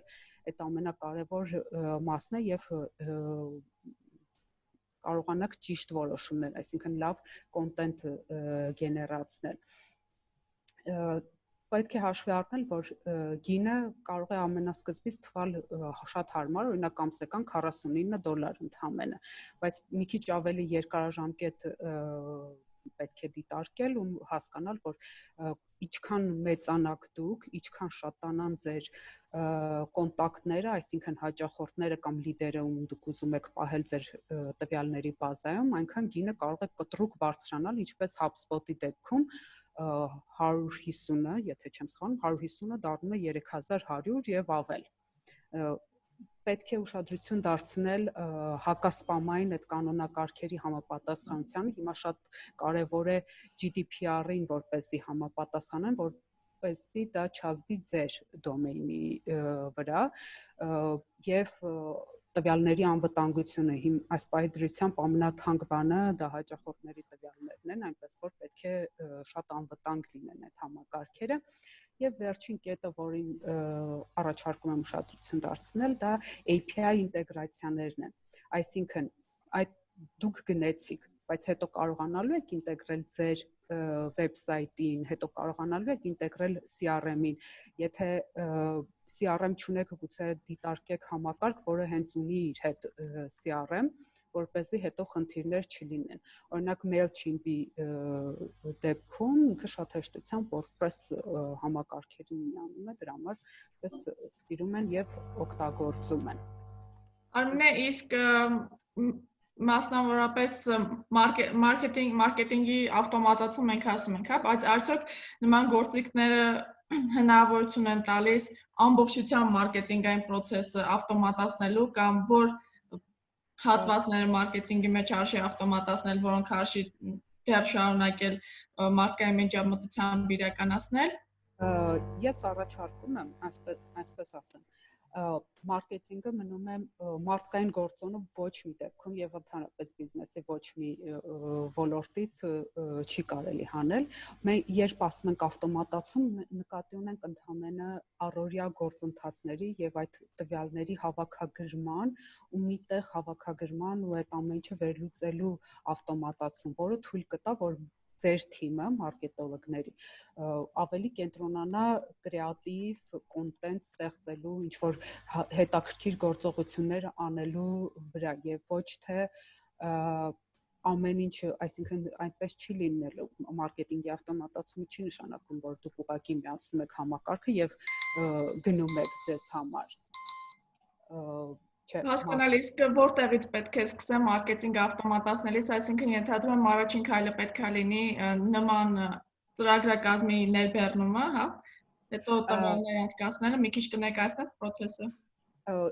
Ես առաջարկում եմ մի հատ ուսումնասիրել, հասկանալ սեփական կարիքները բիզնեսի։ Եթե արդեն այդքան մեծացել է, պետք է որ պատրաստ է ավտոմատացման, այդ ժամանակ կազմել այսպես checklist, թե որ դուք ինչ գործողություններ եք անում մարքեթինգի, որտեղ եք ամենաշատը ժամանակ կորցնում, ռեսուրսներ կորցնում եւ ըստ ձեր այդ ցուցակի ուսումնասիրել հնարավոր բոլոր պլատֆորմաները եւ սկսել անվճարներից, որպեսզի հասկանաք, այսինքն միանգամից չգնեք, հետո սկսեք ուսումնասիրել, որովհետեւ ուսումնասիրությունները ցույց են տալիս, որ ընկերությունները, որոնք ունեն մարքեթինգի ավտոմատացման ծրագրեր 32% այդպես էլ չի օգտագործում, որովհետեւ բարդ է թվում։ Պետք է միած սկսել անվճար ծրագրերից, հետո հասկանալ կարողանում եք, ձեր թիմը պատրաստ է դրան, այսինքն ստացվում է, կարողանում եք ամեն ինչ դնել, հետո նոր արդեն ուսումնասիրել եւ այդ ցուցակով անցնել հնարավոր, այսինքն հնարավոր բոլոր գործիքներով։ Հիմա այնքան շատ գործիքներ կան, ներբեռնել անգամ ոչ ներբեռնել պետք չէ, ուղղակի պետք է գրանցվել եւ վճարել, այսինքն ու իրենց բոլորը տրամադրում են help center, chat, այսինքն իրենք նաեւ սպասարկում են տրամադրում։ Դուք դառնում եք իրենց հաճախորդը։ Իսկ արդյունքները բիզնեսի համար արդեն լինում են երևի համ ֆինանսական, համ աշխատուժի տեսանկյունից ավելի օպտիմալացում։ Արդյունքները օպտիմալացումը իհարկե լինում է, աշխատուժը օպտիմալացվում է, աշխատաժամանակը ավելի ճիշտ է օգտագործում աշխատողների, գործընթացները ավելի հեշտանում են եւ որովհետեւ այն բոլոր գործողությունները, որոնք իմ գործընկերները նշեցին, նույն social media-ն, կարող է լինել chat-bot-երը, push notifications, SMS եւ ամեն ինչ, այդ ամեն ինչը կառավարվում է մի տեղից, հետո վերադառնում է տվյալները, վերադառնում են նորից մեկ տեղ։ Այսինքն ակնհայտ է, որ գործընթացները հեշտանում են եւ ժամանակը։ Իսկ այստեղ մի քիչ ավելի կոնկրետ հարց կա, որ հարթակներն են ավելի հարմար դատաբազա ստեղծելու եւ պահպանելու համար, այսինքն հաճախորդների վերաբերյալ քոնը շատ բոլոր գործիքները դատաների, տվյալների հավաքագրման հնարավորություն ունեն եւ նրանց հետ աշխատելու։ Այո, իհարկե, այստեղ եթե տեսնեք, հավաքագրում է եւ բոլորը եւ սեգմենտավորման հնարավորություն է տալիս, իսկ վճարովիների դեպքում միանշանակ իրենք հավաքագրում են եւ այսինքն նաեւ թույլ են տալիս, որ դուք ձեր կոնտակտներին սեգմենտավորեք, բաժանեք ու ամեն մեկին օրինակ ըստ տարածաշրջանի ուղարկեք ինչ որ նամակներ, ըստ չգիտեմ, ըստ ծննդյան, ըստ տարիքի, սեռի եւ այլն, այսինքն կարողանում եք հասկանալ վերջին մեկ ամսում ով այդ sleeping, այսինքն գնացա, որ արդեն կորցնում եք այդ լիդերը ուր են, դրանց արթնացնեք, այդ ամեն ինչը թույլ է տալիս։ Լավ, շնորհակալություն։ Մենք անցնենք արդեն մեր վերջին բանախոսին, Վլադիմիր Ուզունյանին, ով կներկայացնի Լունա հարթակը, եւ արդեն կանցնենք հարց ու պատասխանին։ Ողջունում եմ բոլորին, անունս Վլադիմիր է, որ խնդրեմ կարող եմ դիմացկացի անել էկրանի, անջատեք։ Հիմա փորձեմ։ Ներկայացնեմ ինձ։ Անձամբ խնդրում եմ դու փակես էկրանդ, stop share։ Հիմա մեկ րոպե կներեք։ Իմ անունը Վլադիմիր է, ես համահիմնադիրն եմ եւ տնօրենը Luna AI ստարտափի, այսօր Արմինեն խոսում էր մոբայլ մարքեթինգի տեխնոլոգիաների մասին, նաեւ մեր տեխնոլոգիան վերաբերվում է մոբայլ մարքեթինգի տեխնոլոգիաներից մեկին, միացնեմ պրեզենտացիան, այսօր կխոսեմ Apple Wallet եւ Google Pay էլեկտրոնային քարտերի համակարգի մասին, ընդհանուր եթե այս թեմայից մի քիչ հեռու գնանք, Այս վերջերս սկսվել է ճգնաժամ ու մարդկանց մոտ այսպես ռեակցիա էր մոտավորապես, որ ոչ մեկ չգիտեր ինչ աներ, շատ կարևոր է հասկանալ, որ ճգնաժամը ինչ որ բանի համար շատ կարևոր ժամանակ է ու գեցե դուք, որ տրամադրում եք ձեր ժամանակը մարքեթինգի, նաև մենք էլ սաղ մեր ուժերը տրամադրում ենք մարքեթինգի եւ մեր կլիենտներին, բիզնես կլիենտներին օգնելու համար, ինչպես ասում էր Winston Churchill-ը, յուրաքանչյուր ճգնաժամը նոր հնարավորություններ են եւ անցնենք նրան, թե ովքեր ենք մենք եւ ինչով ենք զբաղվում, մեր հիմնական օգուտը բիզնեսների համար այսպիսի քարտերի միջոցով, որոնք ստեղծվում են մեր պլատֆորմի հիման վրա, գրավել նոր հաճախորդներ, պահպանել ներկա հաճախորդներին եւ վերադարձնել կորցրած հաճախորդներին, այս ինստրումենտը, այս tool-ը համարյա լուբոյ բիզնեսի համար շատ օգտակար է եւ նաեւ շատ արագ աճող շուկա է, մենք սկսել ենք 2018 թվականին, դեռ ընդհանրապես չկար սպրոս այս տեխնոլոգիայի վրա, հիմա գրեթե 10 անգամ աճել է եւ ուզում եմ ցույց տալ կարճ դեմո, թե ոնց է աշխատում այս տեխնոլոգիան, մեկ վայրկյան միացնեմ։ Բոլորը շատ են սիրում հավատարմության քարտեր։ Եկեք ամենասկզբից դնեմ։ Բոլորը շատ են սիրում հավատարմության քարտեր, բայց բոլորը դրանք շատ հաճախ կորցնում են։ 21-րդ դարում ժամանակն է պլաստիկ քարտերից անցնել էլեկտրոնային քարտերի։ Դա շատ հեշտ է եւ արագ։ Apple Wallet եւ Google Pay հավելվածները կան ձեր հաճախորդների գրեթե բոլոր սարքերում։ Դուք հեշտությամբ կարող եք ստեղծել ձեր բրենդային քարտը Apple Wallet-ի եւ Google Pay-ի համար։ Իսկ այդ քարտերը տարածելու համար հարկավոր է միայն մեկ հղում, որը կարող եք տեղադրել սոցկայքերում, ձեր կայքում, ձեր հաստատությունում QR կոդի տեսքով կամ ուղարկել այն Messenger-ով։ Հղումով անցնելուն պես հարկավոր է միայն երկու քլիկ եւ քարտը կավելանա սարքի մեջ։ Այսպիսով դուք մշտական հաղորդակցության հնարավորություն կունենաք ձեր հաճախորդների հետ անսահմանափակ push եւ գեոծանոթությունների շնորհիվ։ Push ծանոթությունները կարելի է ուղարկել ցանկացած պահի, ցանկացած քարտի։ Գեոծանոթությունները նախատեսված են հիշեցնել հաճախորդին ձեր մասին եւ ուղեկցել նրան ձեր հասցեով։ Մեր հարթակը հնարավորություն է տալիս ստեղծել ցանկացած տիպի քարտ։ Փորձեք անվճար ստեղծել քարտեր մեր կայքում։ Շատ լավ, եկեք վերադառնանք պրեզենտացիային, մեկ վայրկյան։ Zoom-ը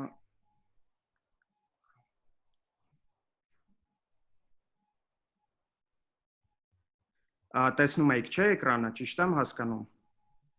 Ցավոք, Ճիշտ ասած, պետք է բանը share անեիք, վիդեոն share անեիք, որտեղ Մեկ վայրկյան, ես կարող եմ իհարկե միացնել կրկին անգամ, եթե Ես կամ շարունակել, մենք վերջում նորից կանդրադառնանք կամ օրինակ Ես այսինքն պրեզենտացիան եմ միացրել, ոչ թե դեսկտոպը, ճիշտ եմ հասկանում։ Մենք հիմա տեսնում ենք քո պրեզենտացիան։ Ահա, դա լավ չի, բա ասեիք։ Լավ, մի խոսքով վիդեոեր աշխատանքի մասին պրեզենտացիան կունենաք, եթե սեղմեք այս նկարի վրա կբացվի լինքը եւ կկարողանաք տեսնել։ Ինչ է անում մեր տեխնոլոգիան, թույլ է տալիս շփվել ձեր հաճախորդների հետ push հաղորդագրության միջոցով, նաև քարտերի վրա կա բաների տարածք, որտեղ կարող եք տեղադրել ձեր ցանկացած ակցիան կամ ինչ-որ իվենթի հետ կապված ինֆորմացիան եւ այդպիսով դա կավելացնի ձեր հաճախորդների քանակը, նաև եկամուտը, կա ավտոմատիզացման միջոցներ եւ այլն։ Սա 3 տեսակի հիմնական հաղորդագրության տեսակներն են, այսինքն դուք կարաք գովազդային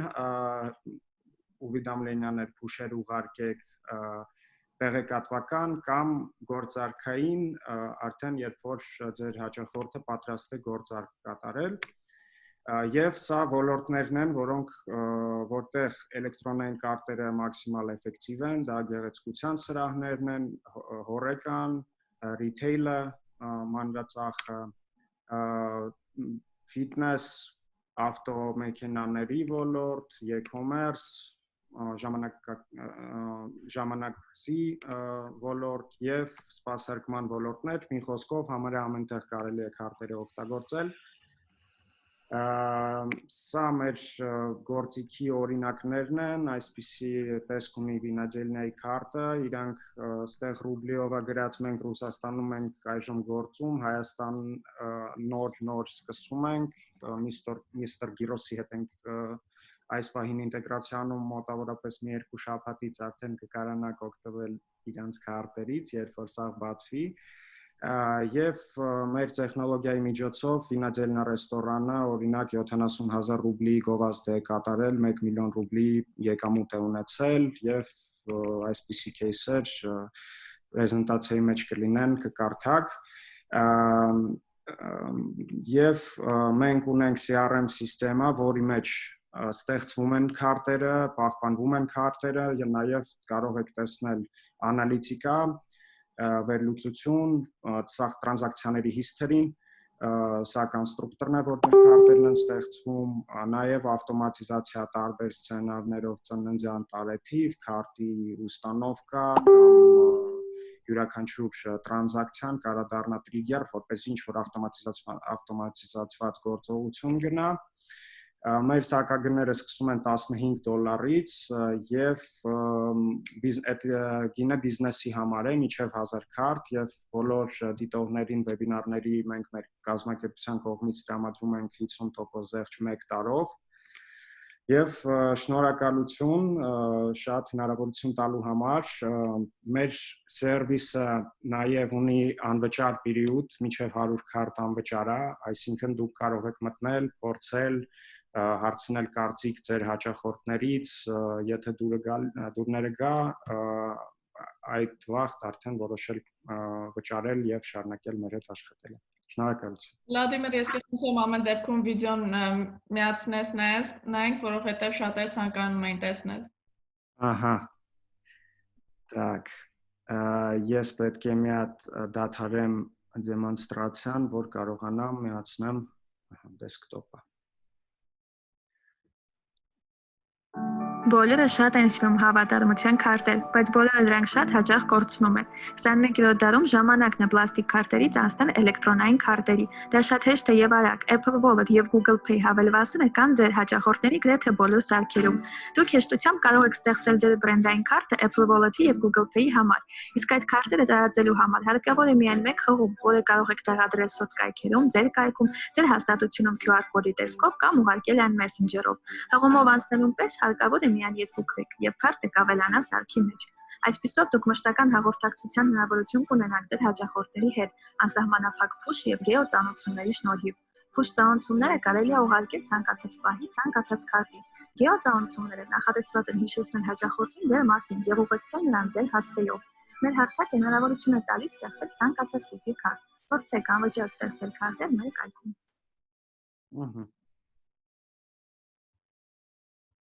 Շնորհակալություն եւ Վլադիմիր, այստեղ հատկայից ձեր լուծումը հնարավոր է ինտեգրացիանել Bittrex 24-ի կամ առհասարակ CRM գործիքների հետ։ Այո, մենք հիմա ունենք պատրաստ ինտեգրացիաներ, որոնք շատ հեշտ միանում են 1 ժամվա ընթացքում Adines-ի հետ, Airkeeper-ի հետ, Aiko-ի հետ, շատ շուտով կունենանք Bittrex 24 ու Amo CRM-ի հետ, հետագա քայլերը լինելու են արդեն white clients եւ ուրիշ POS սիստեմաների ավտոմատիզացման։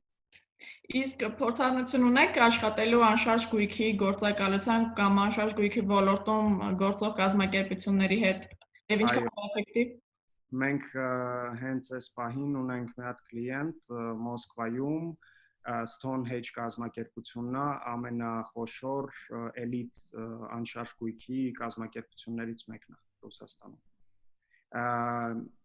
Էֆեկտիվության տեսանկյունից նայեք իրանք ինչ են արել, իրանք ունեն պարտներսկի ցանց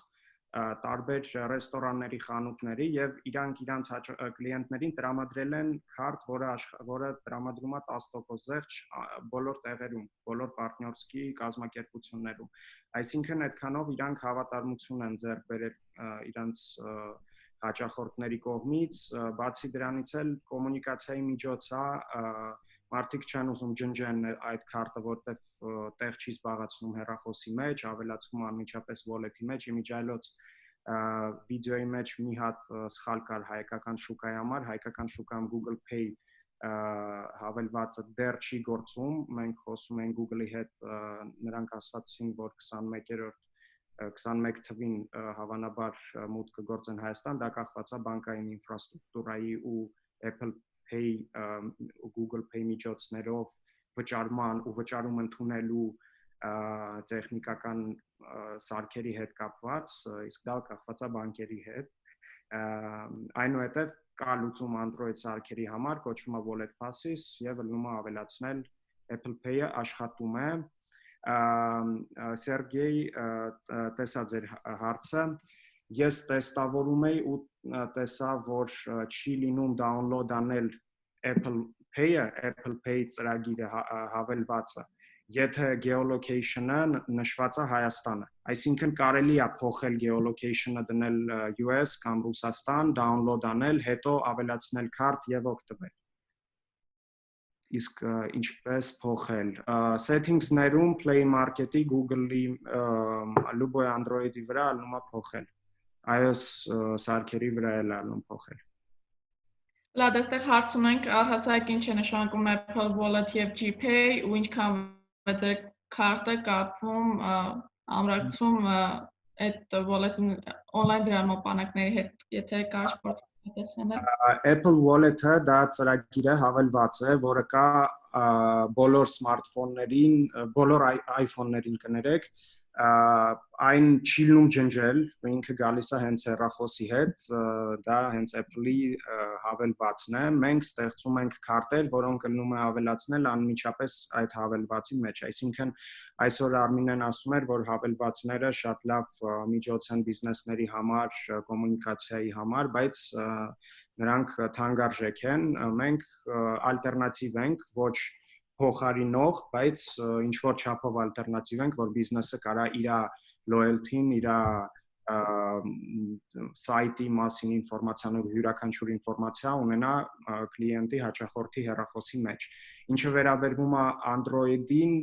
Google Pay-ը դա Android-ի համար լուծում է ավելի շատ, ինքը ոչ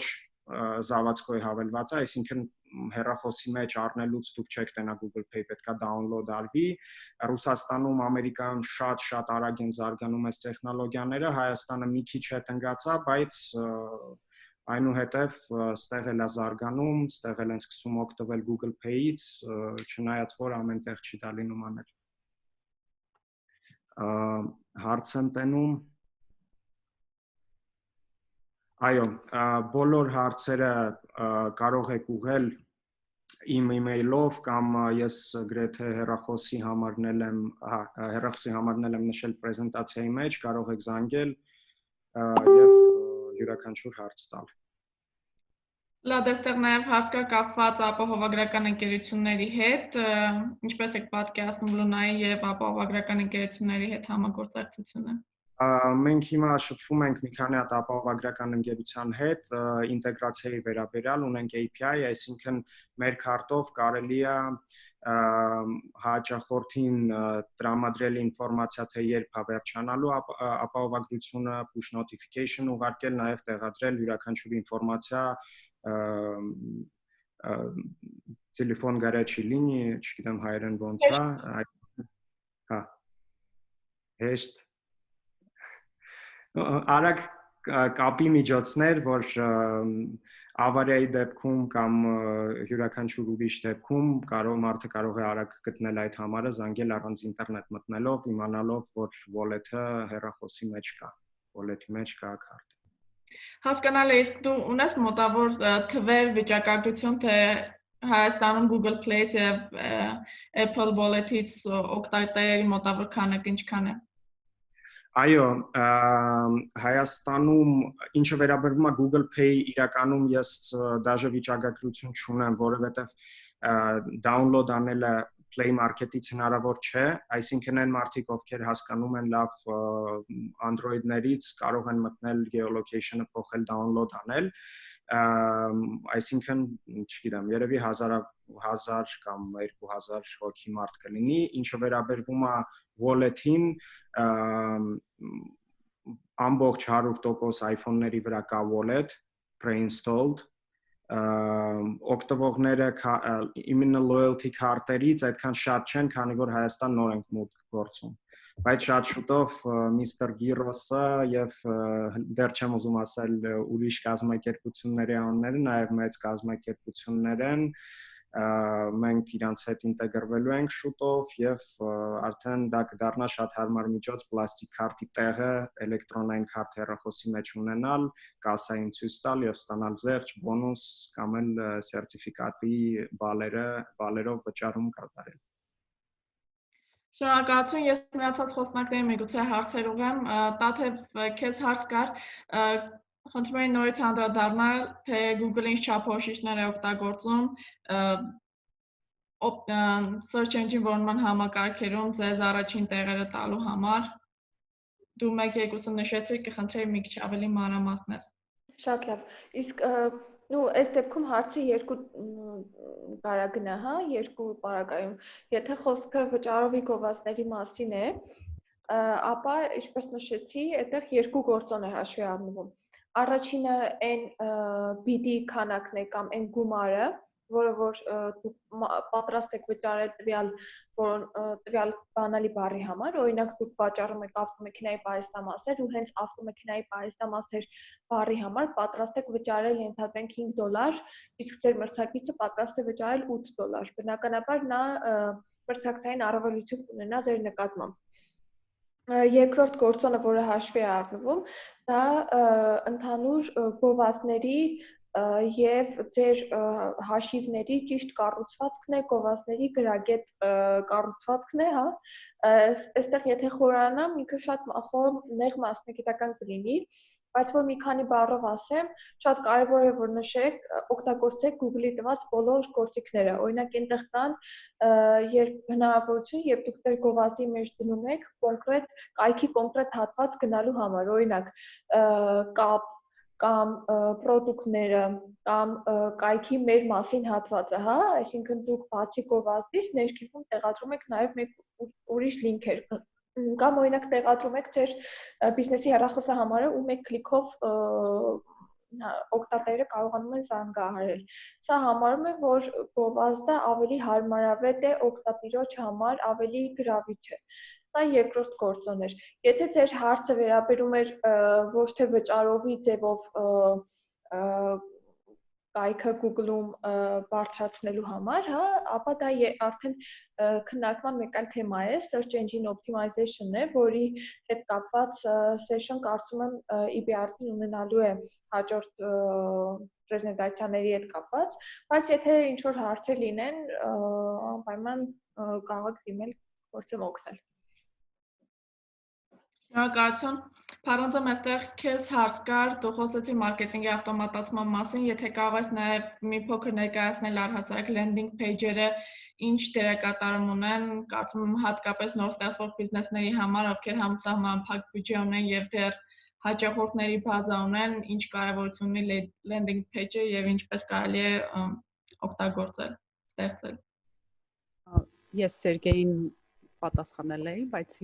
բոլորի համար ասեմ, որ landing page ստեղծելու համար բացարձակ պարտադիր չէ մարքեթինգի ավտոմատացման ծրագիր ունենալ, կարող եք սովորական WordPress-ով օրինակ ստեղծել edge landing page-ի տարբերությունն այն է, որ այդ edge-ը ստեղծված է հատուկ ինչ-որ նպատակով, որպեսզի հաճախորդին կամ պոտենցիալ հաճախորդին մղի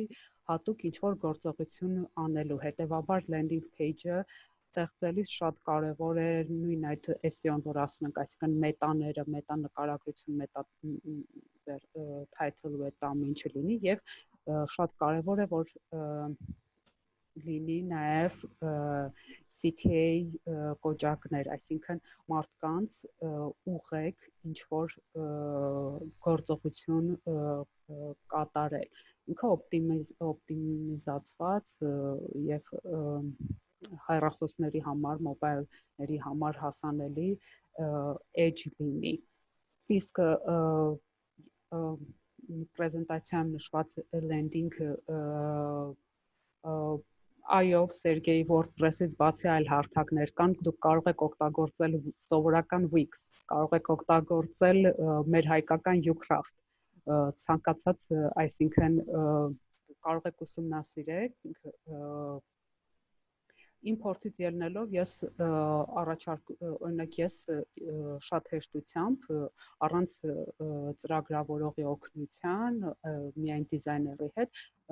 կարողացել ենք կազմել ոչ միայն landing page, այլ մի ամբողջ բլոգ WordPress-ով եւ դա մեզ վրա արժեցել է $49 երևի ոչ ավել, այսինքն կարող է անգամ այդ էլ չարժանար շատ հեշտ է ուղղակի WordPress-ով այդ ամեն ինչը ստեղծելը եւ շատ WordPress-ի համար այդ plugin-ներ միացնելը շատ հեշտ է լինում հետո կարող եք միացնել ցանկացած առցանց առևտրի հարթակ SEO-ի համար օգտագործեք իմ փորձից ելնելով ես դժվարություն չեմ ունենում WordPress-ով աշխատելիս ու շատ լավ կայքեր ու բլոգներ են այսինքն ստացվում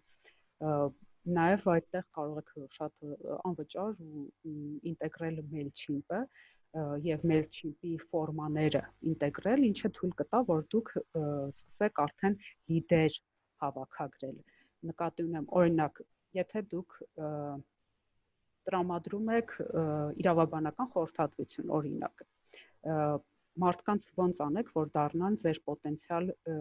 հաճախորդները։ Կարող եք կազմել ինչ-որ e-book, կարող եք կազմել ինչ-որ հետաքրքիր նյութ, որը իրենք կուզեն, որը իրենց համար օգտակար կլինի եւ իրենք կուզենան ներբեռնել ֆորման դնեք այդ e-book-ը եւ տվյալները վերցնելով նրանց տրամադրեք այդ օրինակ ուղեցույցը եւ իրենց տվյալները այդպես կվերցնեք Առանցավ իսկ դու նշեցիր լիդերի մասին, հատկապես landing page-ը օգտագործում են հենց լիդեր գեներացնելու համար, իսկ լիդերի գնահատումները հենց ինչ է ներկայացնում, մի քիչ դրանց կարևորության մասին կխոսես։ Լիդերի գնահատումը հենց մարքեթինգի ավտոմատացման դեպքում շատ հեշտ է լինում, այսպես ասած lead scoring-ը, երբ դուք գնահատում եք, այսինքն ունեք խողովակ եւ գնահատում եք ձեր լիդերին, որպեսզի հասկանաք լիդը այդ ձեր վաճառքի ինքը արդեն sales վաճառքի պատրաստ լիդ է, մարքեթինգի պատրաստ լիդ է, թե ոչ, այսինքն ուղղակի ձեր եւ վաճառքի բաժնի կյանքը հեշտացնելու համար կարողանում եք ըստ տվյալների գնահատեք լիդերին եւ համապատասխան գործողություններ կատարեք ուղղված այդ լիդերին։ Եթե այսպես ասեմ, եթե այդ մարդը արդեն հասել է ձեր edge եւ գրանցվել է, դա այդ մարդու հետ կոնտակտը պետք է ուրիշ լինի, իսկ եւ հետեւաբար կոնտենտն էլ ուրիշ պետք է լինի, որովհետեւ ինքը գտնվում է արդեն խողովակի այլ հարթությունում։ Եթե այդ մարդը դեռ միայն արձագանքում է ձեր սոցիալական մեդիայում, այսպես դրած պոստերին, ինքը ուրիշ գնահատական ունի, ինքը իր հետ արդեն պետք է ուրիշ կոնտենտ եւ ուրիշ տեսակի հարաբերություններ։ Շնորհակալություն պատասխանի համար։ Ես շատ հակիրճ ամփոփ եմ նաև իմ փորձից ելնելով, հատկապես նոր ստեղծվող բիզնեսների համար, ինչով է կարևոր landing page ունենալը։ Ես հակիրճ ներկայացրեցի իմ խոսքի վերջում որոշումների կայացման զագարը, այսինքն որ ինչպես է մարդիկ առաջին անգամ ձեր մասին իմանալուց փուլեր անցնելով որոշումների կայացման հասնում մինչև վաճառ։ Ինչպես Փարանձեմը նշեց, երբ որ իրենք ուղղակի ձեր սոցիալական մեդիային հետևում են, դա խոսում է իրենց հետաքրքրվածության մասին, բայց չի նշանակում, որ պարտադիր կերպով իրենք պետք է անցնեն ցես հաշվի առնելու, ձեր ապրանքը հաշվի առնելու եւ հետագայում գնում կատարելու մասին, իսկ երբ որ ձեր landing page-ի միջոցով իմանում են ավելին ու դիմում են ձեր subscribe են լինում, բաժանորդագրվում են, դա արդեն իրենց կողմից կոնկրետ քայլի այդ հաճախորդների միջոցով դուք կարողանում եք հասկանալ ձեր նոր ապրանքը, նոր ծառայությունը շուկայում հետաքրքրություն առաջացնում է թե չէ, ինչ տիպի մարդիկ են դեմոգրաֆիական տվյալներով կամ հետաքրքրությունների տեսանկյունից, ովքեր հետաքրքրված են հետագայում ձեր հաճախորդը դառնալու համար եւ ասեմ մարդիկ վիճակագրորեն այն մարդիկ, ովքեր որ landing page-երի միջոցով կապվում են բիզնեսների հետ, շատ հաճախ նաեւ պատրաստակամություն են հայտնում ներգրավելու ապրանքի վերջնական տեսքին բերելու ընթացքին, այսինքն դուք իրենցից շատ անմիջական ձևով կարող եք հանդարտ հետադարձ կապի միջոցով feedback ստանալ, թե ինչ կարծիքներ ունեն, ինչպես արժի վերափոխել, իրենց դա շատ հետաքրքիր է ու ձեզ համար անգնահատելի ինֆորմացիա հետագայում արդեն ստեղծելու ապրանք, որը ունի շուկա, որը կարող է ունենալ վաճառքներ։ Մեկ այլ հարց մի քիչ ավելի տեխնիկական, դա թե դու նշեցիր Google-ում բաներներ դնելու կամ այնտեղ գովազդի մասին, ինչպես կարող են վճարել Google-ին, այդ process-ը ինչպես է տեղի ունենում։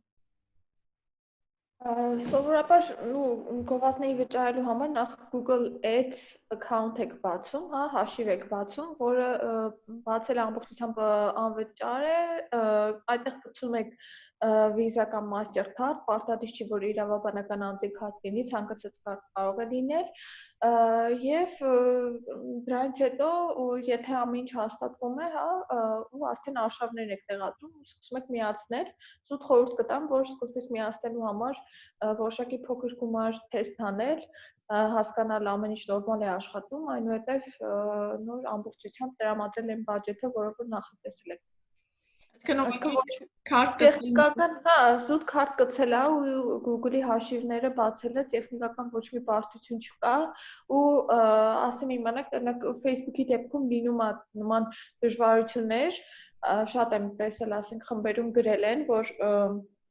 որոշակի գումար է պակասել, որը որ հայտնի չի նպատակը, հա, կամ ասենք դժվարություն կա եւ այլն։ Google-ի դեպքում նման բաները քիչ են լինում, հաստատ տեղի ունենում, որ account-ը suspended է լինում, այսինքն կասկածելի է Google-ը ճանաչում քարտային հաշիվների հետ կապված, ու այդ դեպքում ես խորհուրդ կտամ կամ նոր account բացեք կամ նոր հաշիվ գցեք։ Նման տեխնիկական խնդիրներ բոլոր հարթակներում էլ լինում են։ Իսկ բացի Google-ից եւ Appnexus-ից էլ ինչ գովազդային հարթակներ կան կամ եթե փորձես բնականաբար գովազդ տեղադրելու այլ on-line տիրույթում այլ հատվածներ կան, մի փոքր դրանցից ուղղակի թվարկես։ Հա, միևի ad exchange-ի մասն է խոսքը, անձամբ ես ինքս ad exchange չեմ արել, ես նախընտրում եմ օրինակ եթե իհարկե բացառենք Google Ads-ի display գործիքը, հա, որի միջոցով որ օրինակ դու ենթադրենք քո հաճախորդները որոշակի լրատվական կայքեր են նույնիսկ այցելում, դու այնտեղ display գովազդներ ես տեղադրում եւ նրանք արդեն display ինչ է նշանակում, հա, հենց գրաֆիկ մատերիալներով, դա կլինի վիդեո, դա կլինի նկար եւ նրանք քո գովազդը տեսնում են այդպես։ Իսկ ad exchange-ի հետ կապված ես անձամբ չեմ օգտագործել, բայց լսել եմ, որ OpenX-ն ու Verizon Media բավականին լավն են։ Նման դեպքերում եւ պետք է մի քիչ խորանալ, հասկանալ տվյալ, ասենք, միջավայրը ինքը private-ա, թե ավելի բաց է,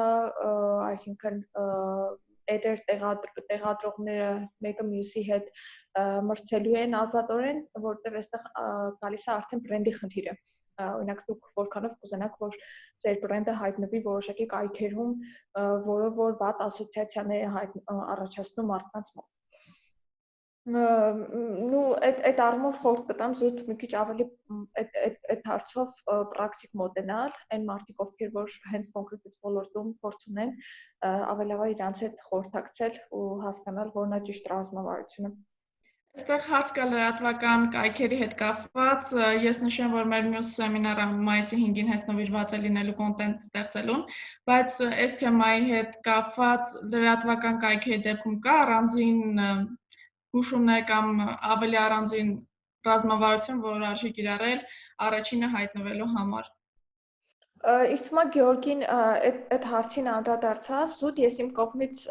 կավելացնեի, որ այդ buyer persona-ի կամ customer journey-ի այդ լոգիկան նաև պահպանել լրատվական կայքերի դեպքում, որտեղ ամեն դեպքում ինֆորմացիան եւս product է, ինֆորմացիան եւս ծառայություն է եւ մարդիկ ինֆորմացիան սպառում են նույն սկզբունքով ինչ որ մյուս product-ները։ Ու այստեղ ամենակարևորը երևի թե արդեն բոլոր լրատվական կայքերն էլ անցնում են ավելի շատ վիդեո կոնտենտի ու եւ թե կոնտենտի ֆորմատի փոփոխությունն ավելի այստեղ կարևոր, քան թե օրինակ landing page-ի կառուցվածքը կամ ես օրինակ շեշտը գտնեի կոնտենտի ֆորմատի եւ կոնտենտի որակի վրա։ Շնորհակալություն։ Կան էլի հարցեր։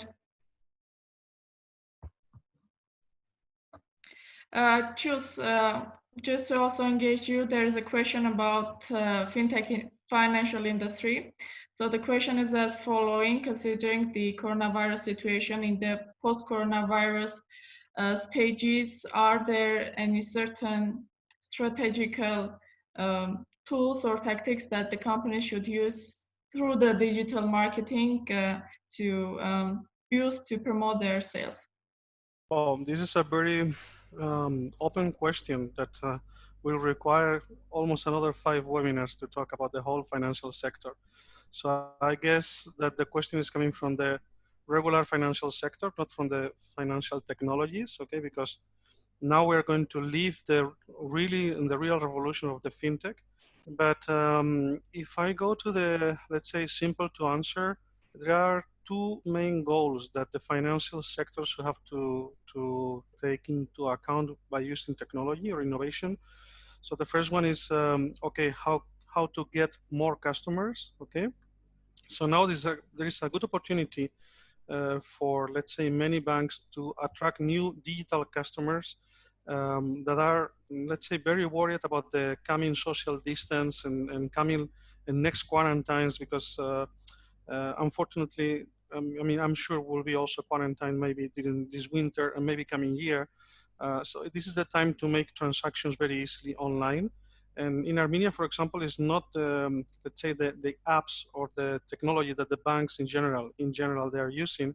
are still, let's say, not so optimized if we compare, for example, with the American or European banks. So it's the time to digitalize the apps and digitalize the services in order to attract, let's say, the new digital customer, because most of the Armenians, they're not digital customers. I mean, they're still interested on make transactions with cash. So it's very complicated also to attract customers that they are not interested on digital money, okay? And on the other hand is banks, they have a responsibility to protect their customers. So they should have to use technology, you know, to keep all of those social distance and let's say early detection of infections and to avoid future infections.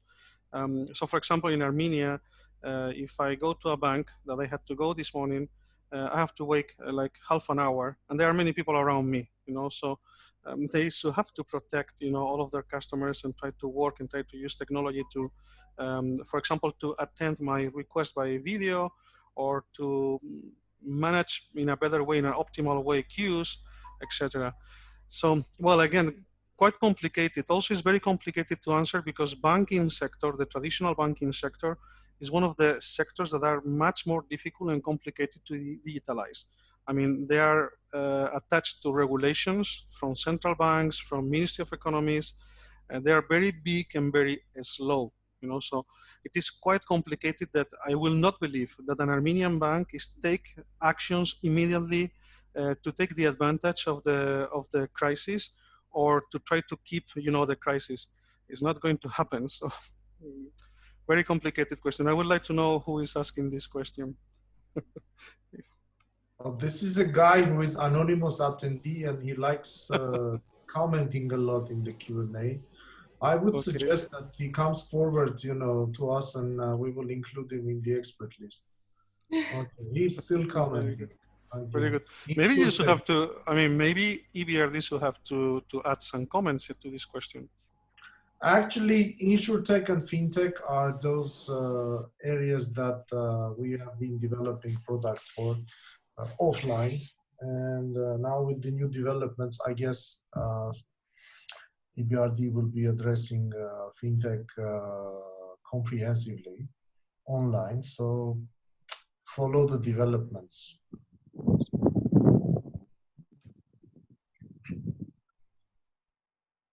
Հիմա մի փոքր ավելի մանրամասն խոսենք EBRD ծրագրի մասին, Արմինե Արաքելյանը կներկայացնի։ Կներեք Արմինեն սկսել է իսկապես մեզ դիմեք, եթե հարցեր կա, որոնք մենք չենք կարող պատասխանել այս կարճ ժամանակահատվածում, մենք կարողանանք մանրամասն ուսումնասիրելով խնդիրները եւ հարցերը լուծել արկա գործիքներով եւ ինչու՞ չէ կարողանանք մշակել նոր գործիքներ, որպեսզի կարողանանք այդ հարցերը լուծել, իսկ հիմա մենք մեր գործիքների մասին կխոսանք, Արմինե ջան։ Շնորհակալություն բոլորին, ես շատ կարճ կներկայացնեմ, թե մենք ինչպես ենք աջակցում բիզնեսներին ու հենց այս ուղղություններով ինչպես կարող ենք աջակցել փոքր եւ միջին բիզնեսներին, որպեսզի կարողանան հենց այս թվային լուծումները ներդնեն իրենց բիզնեսում, եթե իրենք ինքնուրույն չեն կարողանում դա անել։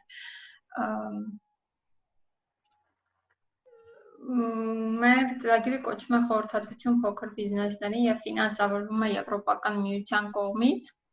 Նպատակը, որպեսզի աջակցենք բիզնեսներին զարգանալ, ավելի ընդլայնվել, ավելի այս պահին այս կորոնավիրուսի կրիզիսի պայմաններում ավելի թվային գնալ եւ ավելի շատ կարողանալ օգտվել ստեղծված իրավիճակից, քան թե ճգնաժամի մեջ հայտնվել։ 2003 թվականից է գործում Հայաստանում եւ մենք աշխատել ենք արդեն իսկ 1400 բիզնեսների հետ տարբեր ուղղություններով եւ շատ մեծ արդյունքներ են գրանցել մեր բիզնեսները։ Խորհրդատվության ոլորտները, որոնք մենք աջակցում ենք, շատ լայն ու բազմազան են տարբեր ուղղություններով, սկսած ռազմավարական խորհրդատվությունից, մարքեթինգային եւ թվային մարքեթինգային տարբեր լուծումներ, տեղեկատվական տեխնոլոգիաներ, բիզնեսների ավտոմատացում, այսինքն շատ լայն են։ Մենք կիսվելու ենք ձեր այդ պրեզենտացիայով, կարող եք ուսումնասիրել նաեւ մեր կայքում ու Facebook-ում անընդհատ դրվում է ինչ ենք մենք անում եւ ոնց ենք աջակցում։ Ինչպես ենք աջակցում բիզնեսներին, որոշակի չափանիշներով բիզնեսների հետ ենք տվյալ պահին կարողանում աշխատել, այսինքն շատ միկրո եւ շատ փոքր բիզնեսները բնականաբար խորհրդատվությունից չեն կարող եւ չեն էլ ուզում օգտվել, սա այն ընկերությունների համար է, ովքեր 2 տարի գործում են արդեն իսկ ունեն գոնե նվազագույնը մինչև 50 միլիոն եվրո շրջանառություն, բայց գոնե նվազագույնը գեներացնում են մի 50,000 եվրո շրջանառություն եւ մինչև 250 աշխատող ունեն։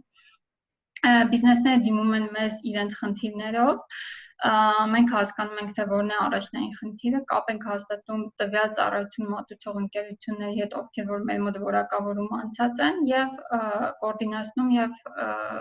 հետևում ենք ամբողջ գործընթացին, ինչպես նաեւ բիզնեսը հնարավորություն ունի Եվրոպական միության աջակցությամբ ստանալ համաֆինանսավորում տվյալ ծառայության արժեքի մինչև 60%-ի չափով, որպեսզի կարողանա օգտվել ավելի լավ պրոդուկտից, ավելի լավ ծառայությունից, զարգացնելու իր բիզնեսը, առաջ գնալու եւ ընդլայնվելու։ Հիմնականում թվայնացման ուղղությամբ մենք եռակողմ ենք տեսնում կապը, այսինքն լուծումներ առաջարկողներ, ովքեր տալիս են թվային լուծումներ եւ կարող են օգնել բիզնեսներին նույն այսօրվա նշած թեմաներով, հա, եթե բիզնեսը ինքնուրույն չի կարողանում դա անել, ում դիմի, ինչպես անի եւ մենք ինչպես կարող ենք աջակցել այդ գործընթացին։ Մենք անպայման ուղարկել ենք բոլոր նյութերը, ուղարկելու ենք նաեւ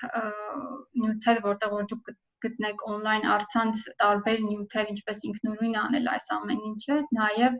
ընկերությունների ցանկ, որոնց դուք կարող եք դիմել, ովքեր կարող են ձեզ օգնել,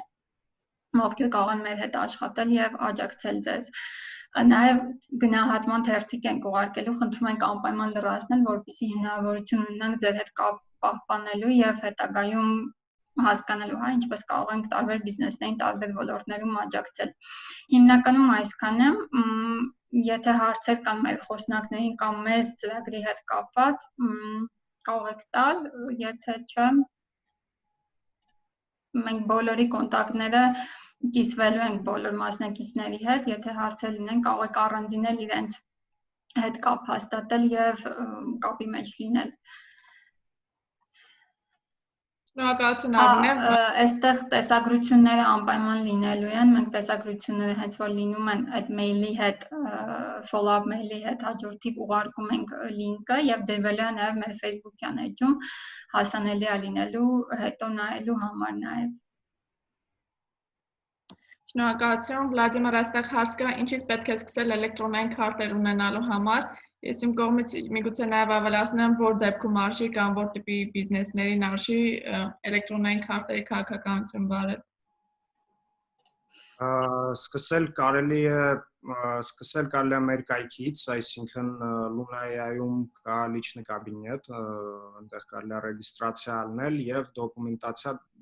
կաբինետը ուժը օգնելու է, հուշելու է, ասելու է ստեղծեք ձեր նոր առաջի template-ը, որպեսզի կարողանաք քարտ թողարկեք եւ այլն, բայց դոկումենտացիա բաժնում կա business быстрый start վիդեո վեբինարներ, այսպես ասած, որտեղ ֆունկցիա առ ֆունկցիա ինքը ասում է ոնց է պետք ստեղծել ձեր առաջի մակետը, ոնց է պետք distribute անել ձեր առաջի քարտը, ոնց է պետք push notification ուղարկել, այսինքն 10 հատ վիդեո է, 1 րոպեանոց արագ-արագ կարելի է նայել եւ կրկնելով launch անել, запускանել այս համակարգը։ Ինչը վերաբերում է բիզնեսների տեսակին եւ ում է դա ամենաշատը հարկավոր, տվյալ պահին մեր մոտ ամենալավ ֆինանսական տվյալները ռեստորանային բիզնեսների կողմից են եւ ռիթեյլի կողմից, հետո գալիս են գեղեցկության սրահները, այդ 3 ոլորտներին շատ եմ խորհուրդ տալիս ձեր հաճախորդներին էլ դուր կգա, դուք էլ ֆինանսական ազդեցությունը այս մոբայլ մարքեթինգի միջոցի կզգաք հենց առաջի շաբաթվա ընթացքում։ Դա իսկ տեղյակ ես in-one հավելվածից եւ եթե տեղյակ ես ձեր եւ իրենց տարբերությունը որն է։ Այո, in-one հավելվածը դա հավելված է, մեր մոտ հավելված չի, այսինքն մենք աշխատում ենք անմիջապես Apple-ի եւ Google-ի հավելվածների հետ եւ մեր պլատֆորմի միջոցով կարելի է ստեղծել քարտ, որը դառնում է Google-ի կամ Apple-ի հավելվածների մասնիկը։ Այսինքն տարբերությունը այն է, որ in-one-ը իր ֆունկցիան ունի, այսինքն նրանք են բիզնեսները, որոնք միացված չեն մեր սերվիսին, օրինակ ունեն պլաստիկ քարտեր, in-one-ը թույլ է տալիս դա թվայնացնել անմիջապես հեռախոսի մեջ, բայց через in-one բիզնեսը չի կարող կոմունիկացիա հաստատել, չի կարող push notification ուղարկել, այսինքն in-one-ը էդի user-ի համար, հա, պոլզովացիի համար, ինքը հարմար tool է, հարմար հավելված է, բայց բիզնեսի տեսանկյունից ինքը ոչ մի օգուտ չի տալիս։ Իսկ մեր պլատֆորմը ինքը CRM-ը, որտեղ լնում է անալիզ անել սաղ տվյալները, տրանզակցիաները, անձնական տվյալները մարդկանց, իրանց խմբավորել ըստ միջին չեկի, ըստ տարիքի, իրանց առնչություն, իրանց предпочтения, հասիրությունների, այո։ Տարբեր ֆիլտրներ կան, այսինքն լնում է նաև անալիզ անել աուդիտորիան, դա չի լինի անել ուրիշի հավելվածի մեջ, կամ օրինակ կա մի հատ էլ հավելված UDS game, մեզ շատ են համեմատում իրանց հետ, երբ որ տեղյակ չեն, որ ընդհանրապես մենք կապ չունենք, իրանք հավելված են, այսինքն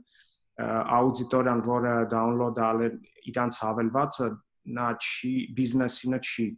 ինքը այդ հավելվածի աուդիտորիան է,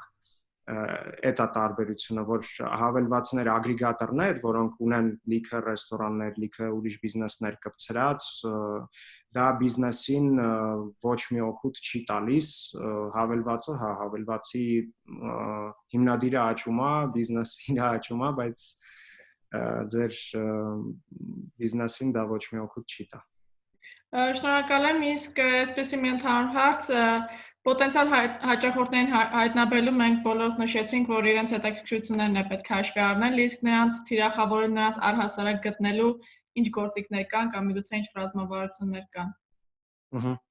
Իրականում այսօր շատ է լսել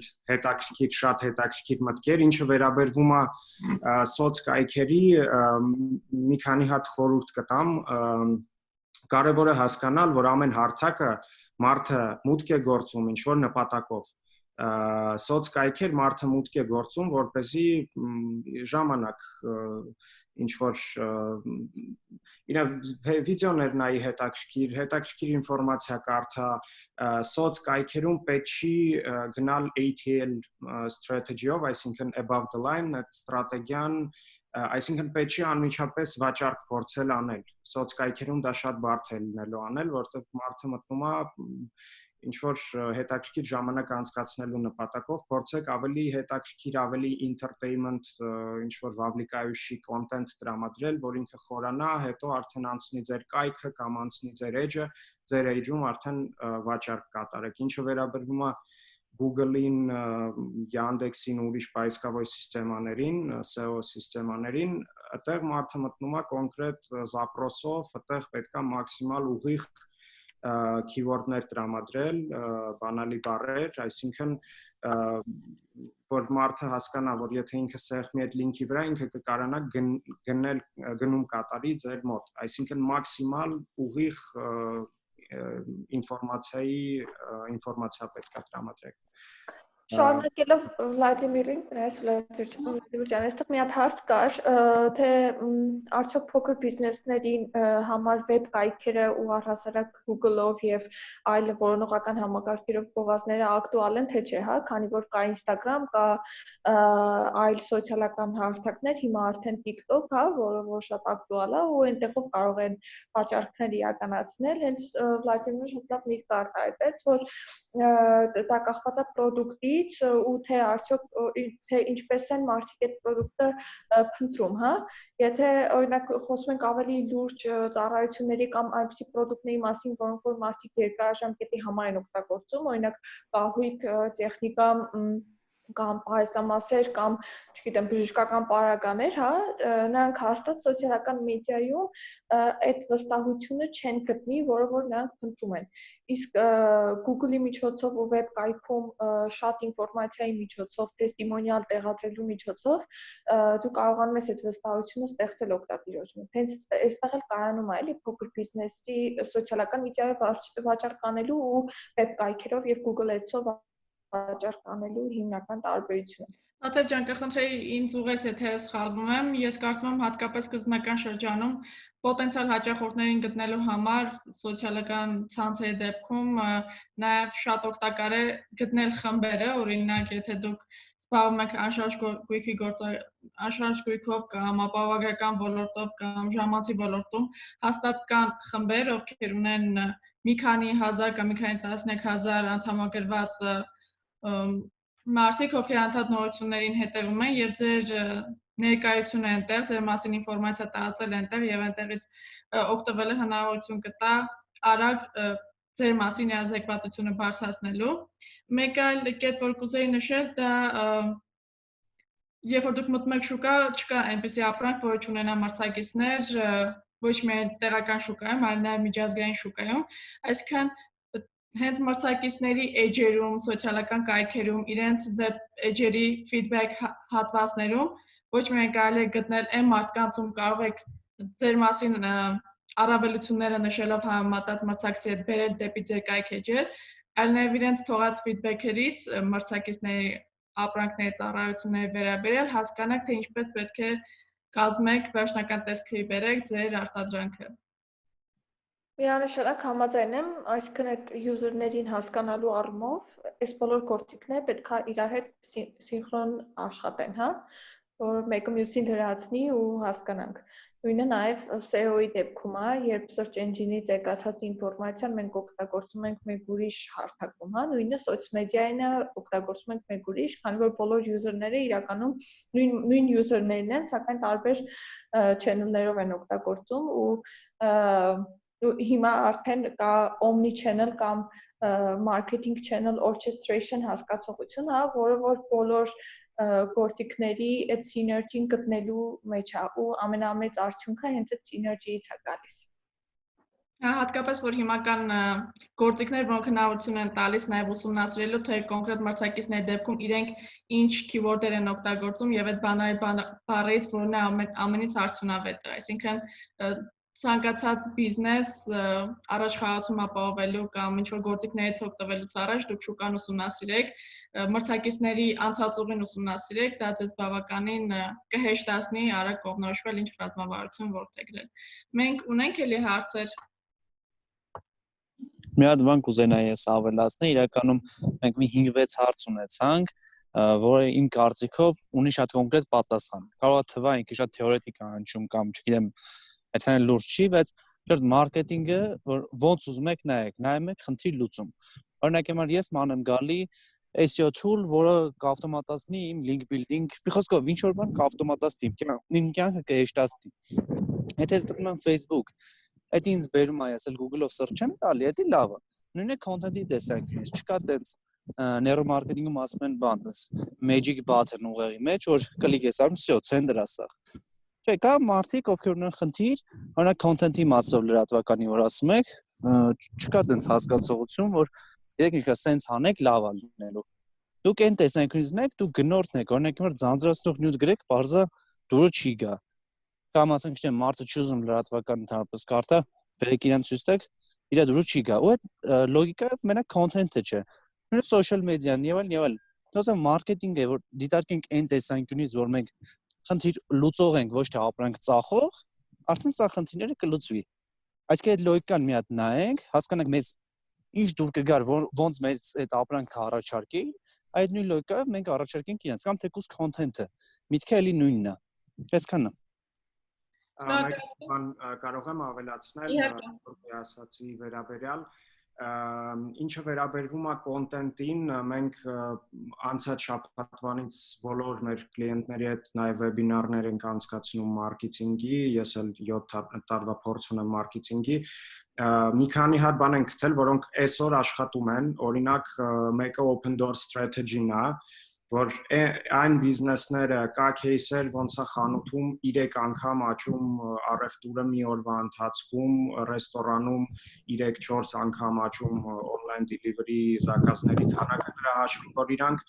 live են մտնում ու ցույց են տալիս, թե ոնց են իրանք ստիրիլ տարածքում պատրաստում ուտելիք, որ սաղ իրանց աշխատողները ձեռնոցներով, մասկեքով, որովհետև մարդիկ վախենում են պատվիրեն ուտելիք, մտածում են կարող է կորոնավիրուս գա այդ ուտելիքի հետ, դրա համար դա շատ կարևոր է ու ընդհանրապես տենդենսը սոցիալ մեդիայի գնում է